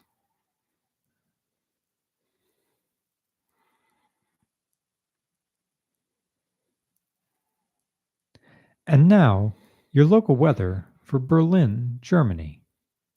Currently, it is 43 degrees. Damn. Sunrise 7:51 a.m. Sunset was at 4:48 p.m. Damn. How is it that warm? Chance of rain 10%. Humidity 65%. Winds Winds west at 29 miles an hour. Jesus Christ. Wind chill 34 degrees. Yeah, I was going to say, so it feels much colder. So there is a warning for Berlin, disruption due to wind. So Berlin, Germany is getting a lot of wind right now. Huh? And that concludes our podcast and today's weather forecast. Thank you for watching. Good night.